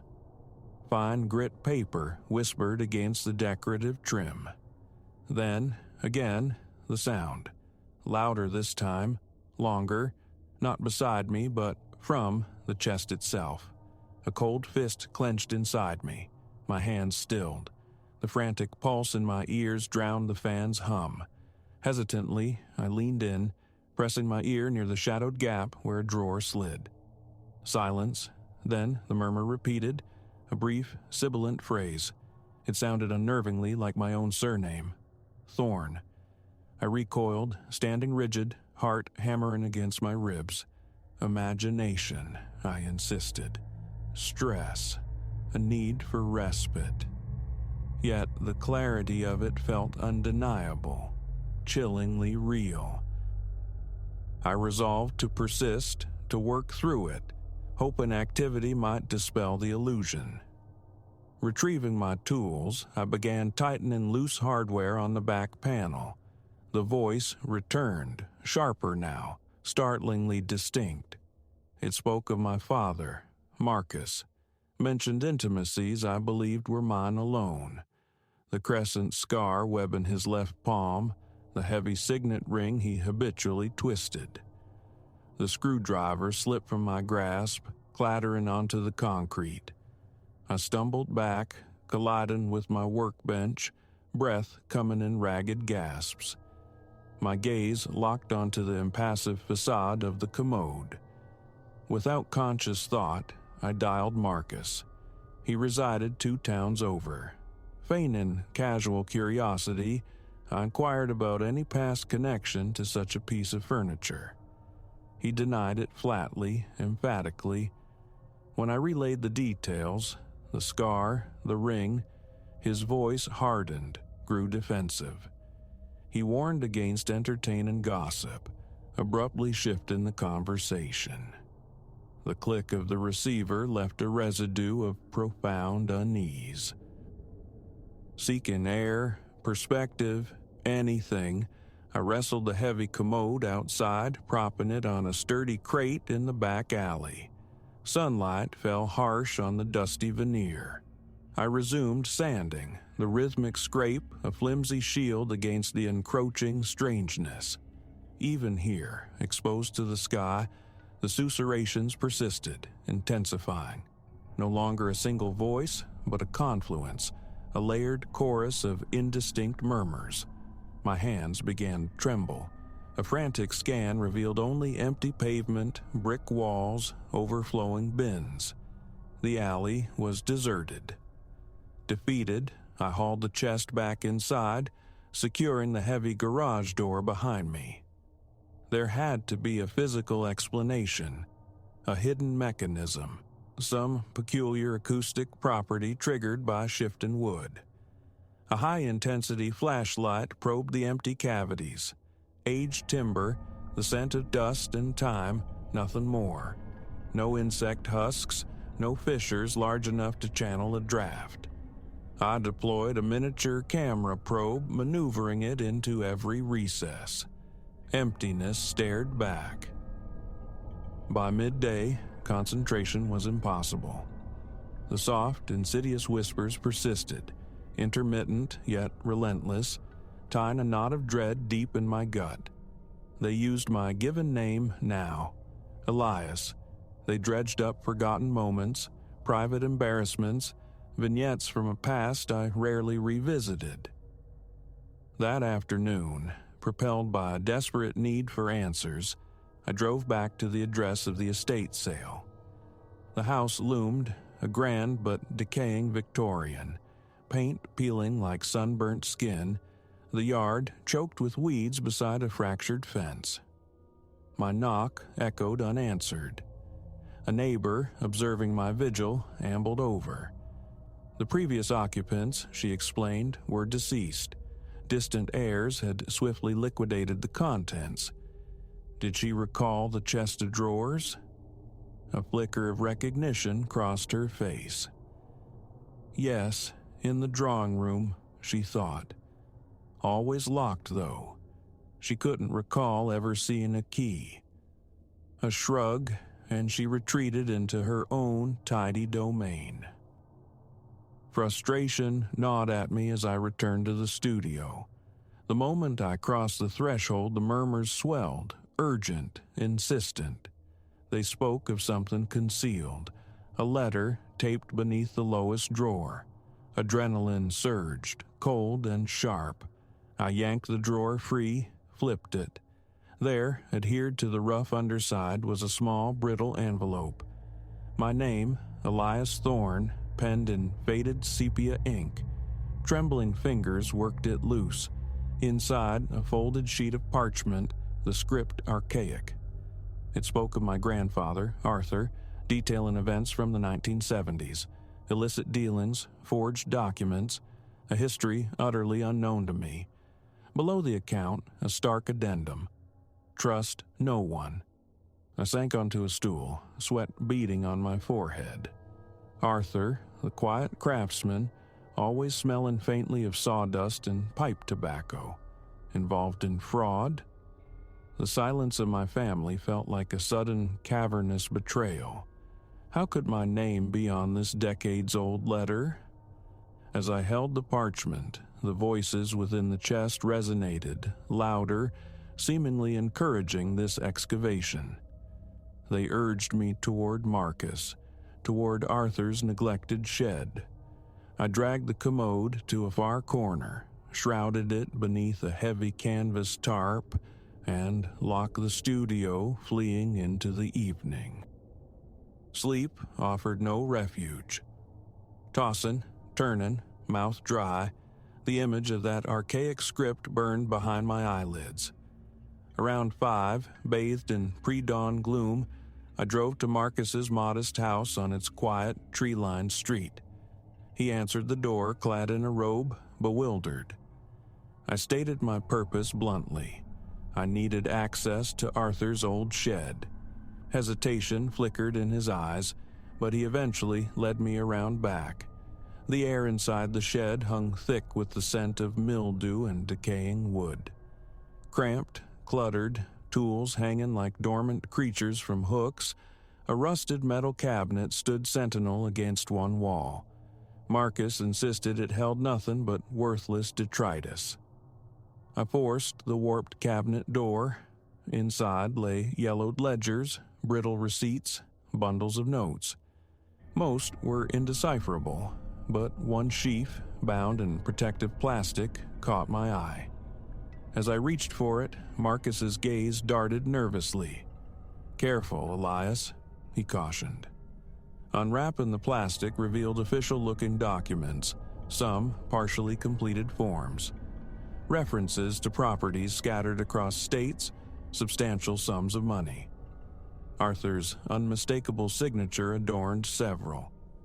Marcus sighed, a ragged exhalation of long-held tension. He confessed Arthur had been entangled in a significant fraud scheme. It had ended poorly, necessitating payoffs and forced silence. He'd sworn an oath never to speak of it. A sickening lurch twisted in my stomach. The whispers hadn't lied. This wasn't merely furniture, it was a vessel, somehow imbued with my family's buried history. I told him about the letter. Fear widened his eyes. His hands shook as he swore ignorance of its placement, suggesting Arthur might have hidden it, hoping I, his grandson, the fellow craftsman, might one day find it. "But how, Marcus?" I pressed. "How could he possibly know I'd buy the specific chest decades later from a random sale?" My father had no answer. I returned to my studio with the damning documents. The moment I entered, the whispers resumed, insistent, demanding continuation. They spoke now of a hidden compartment within the lowest drawer. Renewed energy propelled me back to the commode. Drawer by drawer, I examined every joint, every surface. In the back of the bottom drawer, my fingers found it, a subtly loose section of wood. Prying it gently revealed a small cavity. Nestled within lay a diminutive brass key. A tiny number was stamped onto its head. Recognition jolted through me. Part of a sequence I dimly recalled seeing amongst Marcus's papers, related to a bank's safe deposit system. My heart hammered against my ribs. I pocketed the key. The whispers seemed to subside, momentarily placated, though their presence lingered like a faint electrical charge in the air. In the ensuing days, the phenomenon shifted. The voices began to predict minor events. One morning, they hinted at an imminent, significant call from someone long out of contact. I dismissed it. That afternoon, my estranged uncle, relocated across the country a decade prior, telephoned unexpectedly inquiring about a parcel of land Arthur once owned. The phone nearly slipped from my grasp. The whispers had known. They spoke, too, of a sealed safe concealed in Marcus's basement, filled with old records. When I next saw my father and casually mentioned it, he stared as if I'd read his thoughts, admitting its existence but downplaying its contents. Photographs, trinkets. I doubted him. Each visit to the studio became a ritual of revelation. The commode dispensed fragments of information, pieces of a puzzle I hadn't known existed. I took to wearing industrial earplugs, attempting to muffle the relentless murmurs, but a persistent buzzing sensation remained. A vibration felt more than heard. It wasn't painful, merely present, fostering a constant low-grade anxiety. My shoulders perpetually ached with tension. Proximity to the chest induced a clammy sweat. An unnerving compulsion grew. To check it, open its drawers, listen. The predictions continued, unerringly accurate. Small incidents like unexpected visitors, malfunctioning appliances, abrupt weather shifts. The larger revelations invariably circled back to my family's clandestine affairs. I found myself immersed in a disquieting archaeology of my own lineage, scrutinizing bank statements, property deeds, dusty crates in the shed. Each discovery brought a temporary calming of the voices, a brief respite, as if I were fulfilling some unspoken directive. My grip on rationality felt increasingly tenuous. I attempted to divest myself of the chest. Listing it online yielded zero inquiries, baffling for a desirable Victorian piece. Loading it onto my truck for storage provoked a near-violent escalation in the whispers, a sharp, piercing headache blooming behind my eyes, receding only when the commode was returned to its corner. It seemed tethered to the space, or perhaps to me. Defeated, I resigned myself to its presence, keeping it shrouded beneath the canvas. One afternoon, steeling myself, I confronted it directly. Pulling back the tarp, I stood before the dark wood. Speaking aloud, my voice unsteady, I acknowledged its power, its connection to my family's shadowed past. A subtle vibration resonated through the concrete floor beneath my feet. The voices answered, a low, collective sigh, whispering of events set in motion decades ago, of my unwitting role as the final element. Vertigo threatened, but I held my ground. Thereafter, the chest's prognostications turned inward, focusing on me. It whispered of my next actions, foretold who would contact me, hinted at the contents awaiting discovery in the bank vault. Sleep became a luxury. My eyes felt gritty, perpetually tired. My appetite vanished. I paced the workshop endlessly, the commode a silent, knowing presence dominating my thoughts.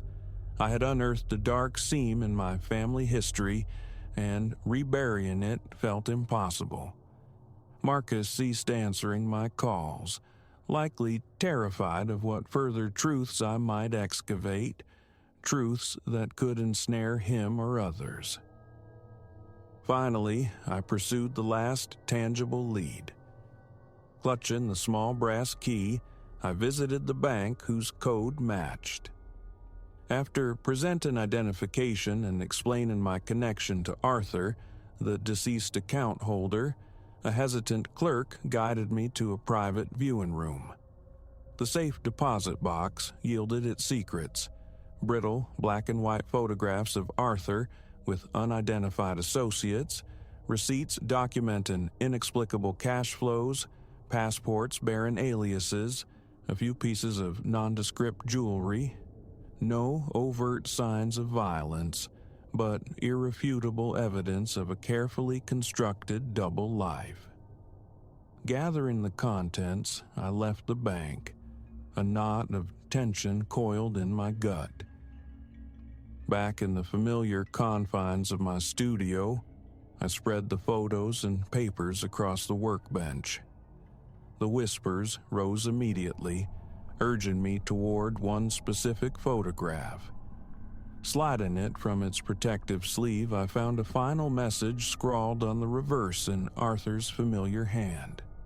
He wrote of regret, of hoping for forgiveness, acknowledging the chest itself as part of his life's greatest gamble.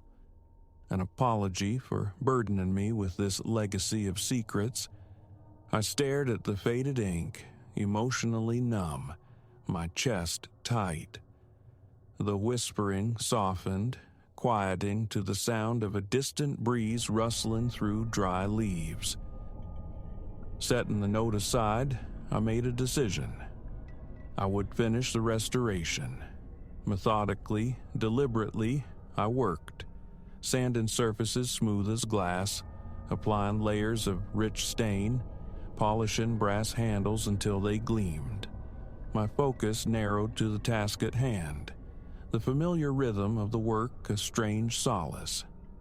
The whispers, now faint, guided my hands occasionally, indicating hidden stress points in the wood, areas needing reinforcement. As I applied the final, sealing coat of varnish, the voices faded almost entirely, dissolving into the ambient silence of the studio. Stepping back, I surveyed the finished piece. Solid, lustrous, its history contained but its presence undeniable. A profound unease remained, yet mingled with a fragile sense of relief. The chest had yielded its truths. The family secrets, however painful, were now exposed. I draped the canvas over it once more, locked the workshop, and drove home. For the first time in weeks, the whispers did not follow. The commode remains in its corner, shrouded and silent. Weeks have passed without a murmur. My relationship with Marcus is fractured, strained by unspoken accusations and acknowledged truths. A necessary reckoning awaits us both. Closure feels incomplete. The tension eased, but not erased.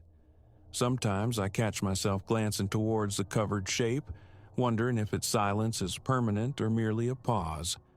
For now, it rests, and I try to live with what I know, which is already far more than I ever sought. Whether this quiet is an ending or merely an intermission, I cannot say, but the restoration is complete. Its secrets are locked away for now. If the whispers begin again, I don't know what I'll do. But for today, the silence holds, and that feels like enough.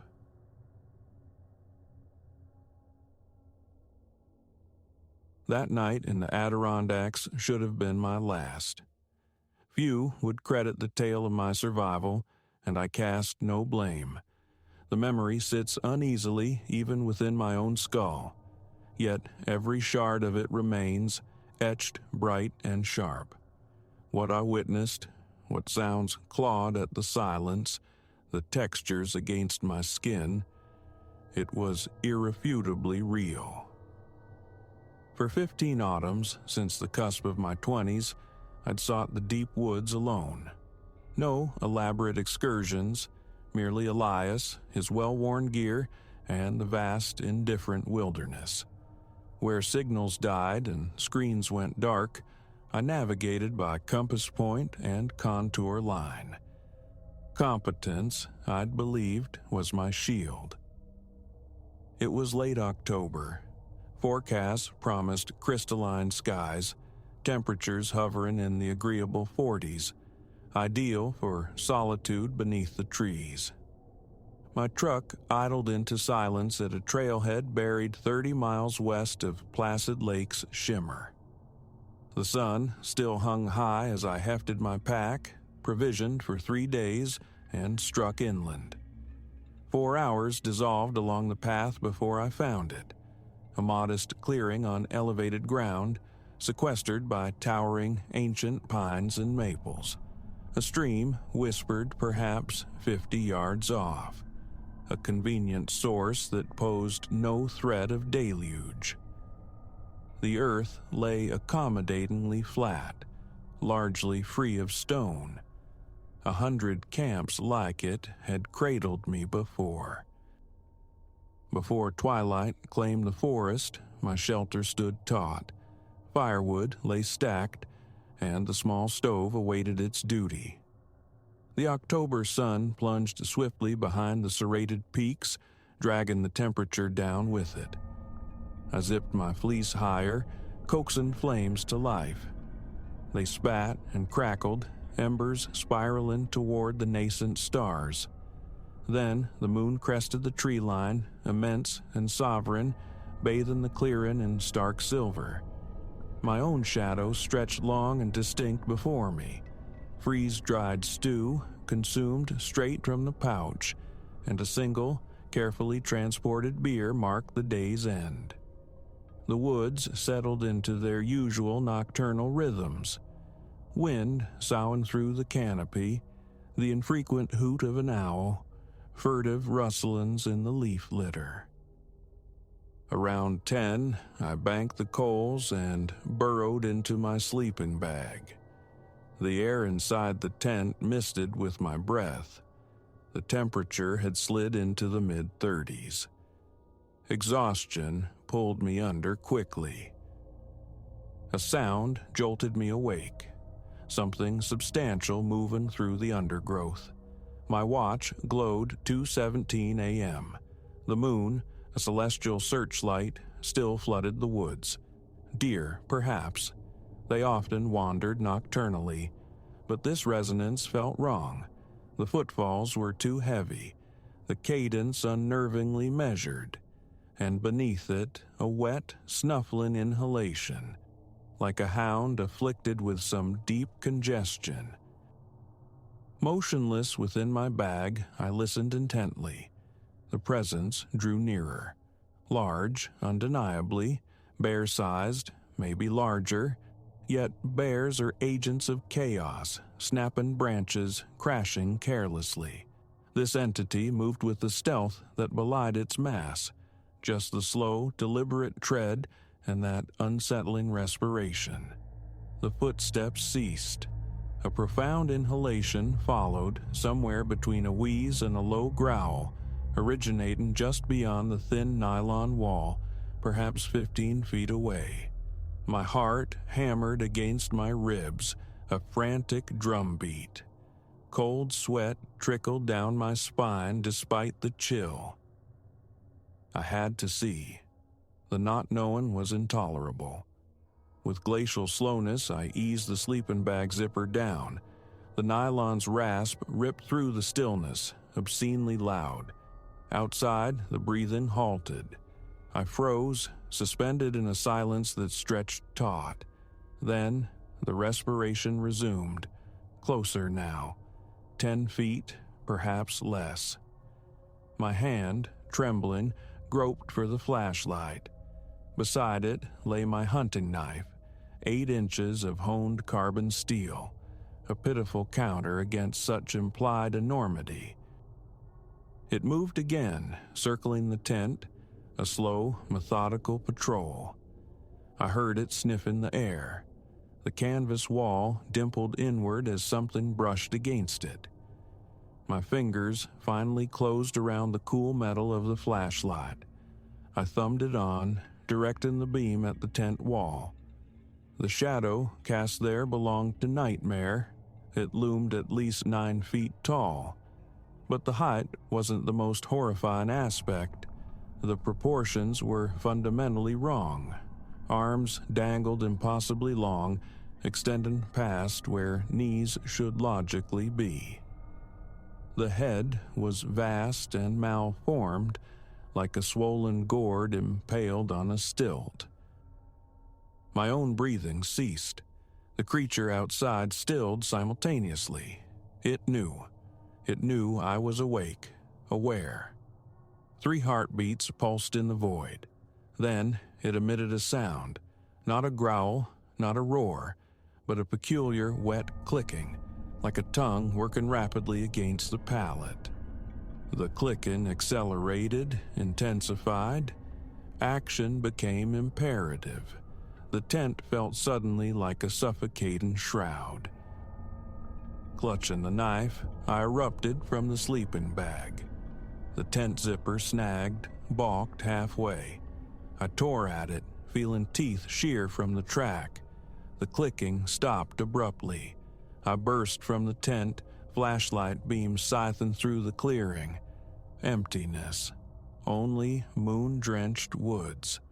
Then I heard it, directly behind me.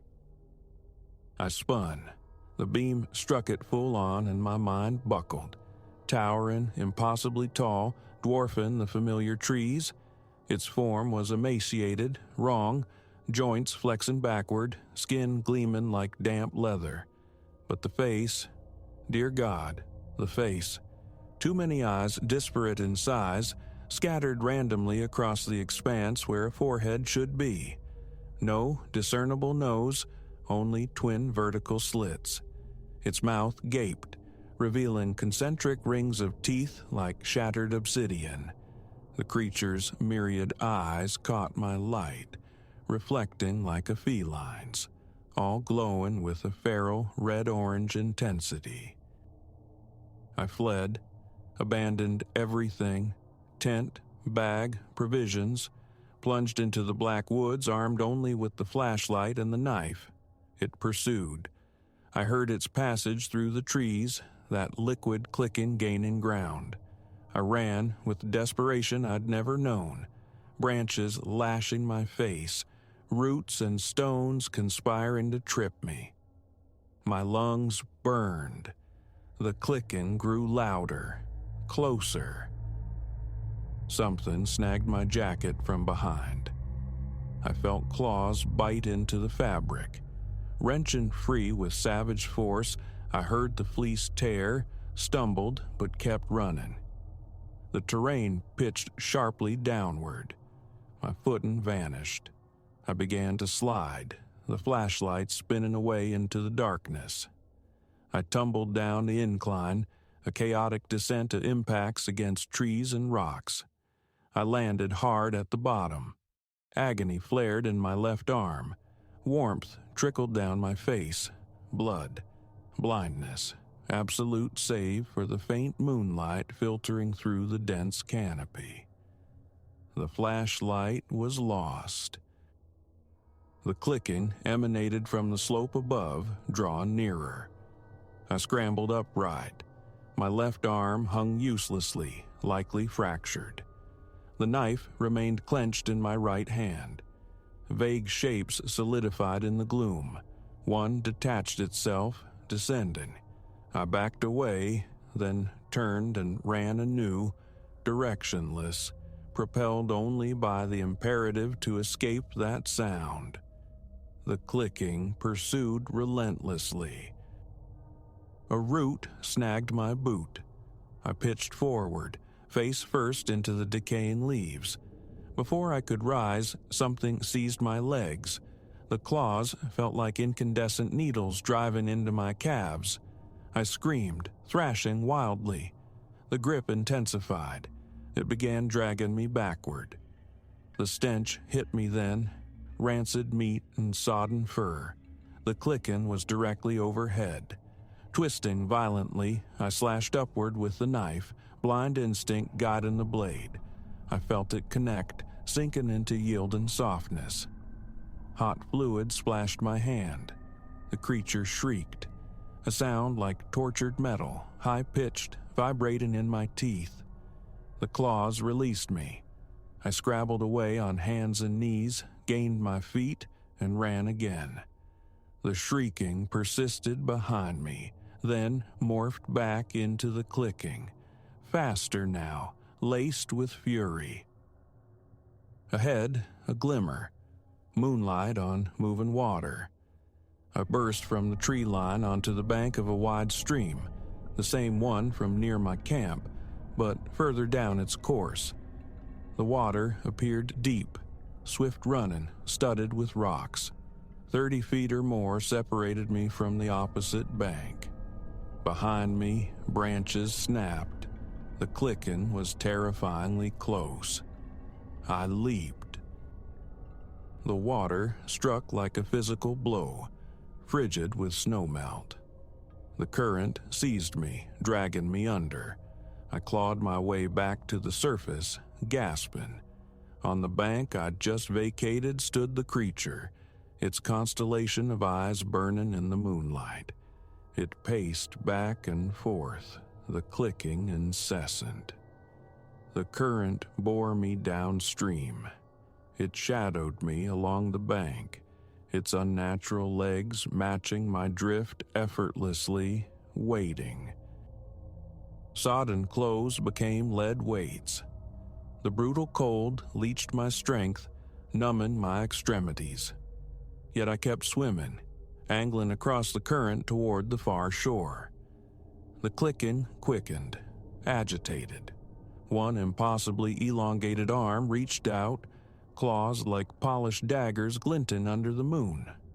Almost there. The water shallowed. I could stand, but my legs, seized by cold, refused to obey. I crawled through the shallows, collapsing onto rocks and mud, hauling myself up the embankment. Water streamed from me. Movement was agony. The clicking stopped.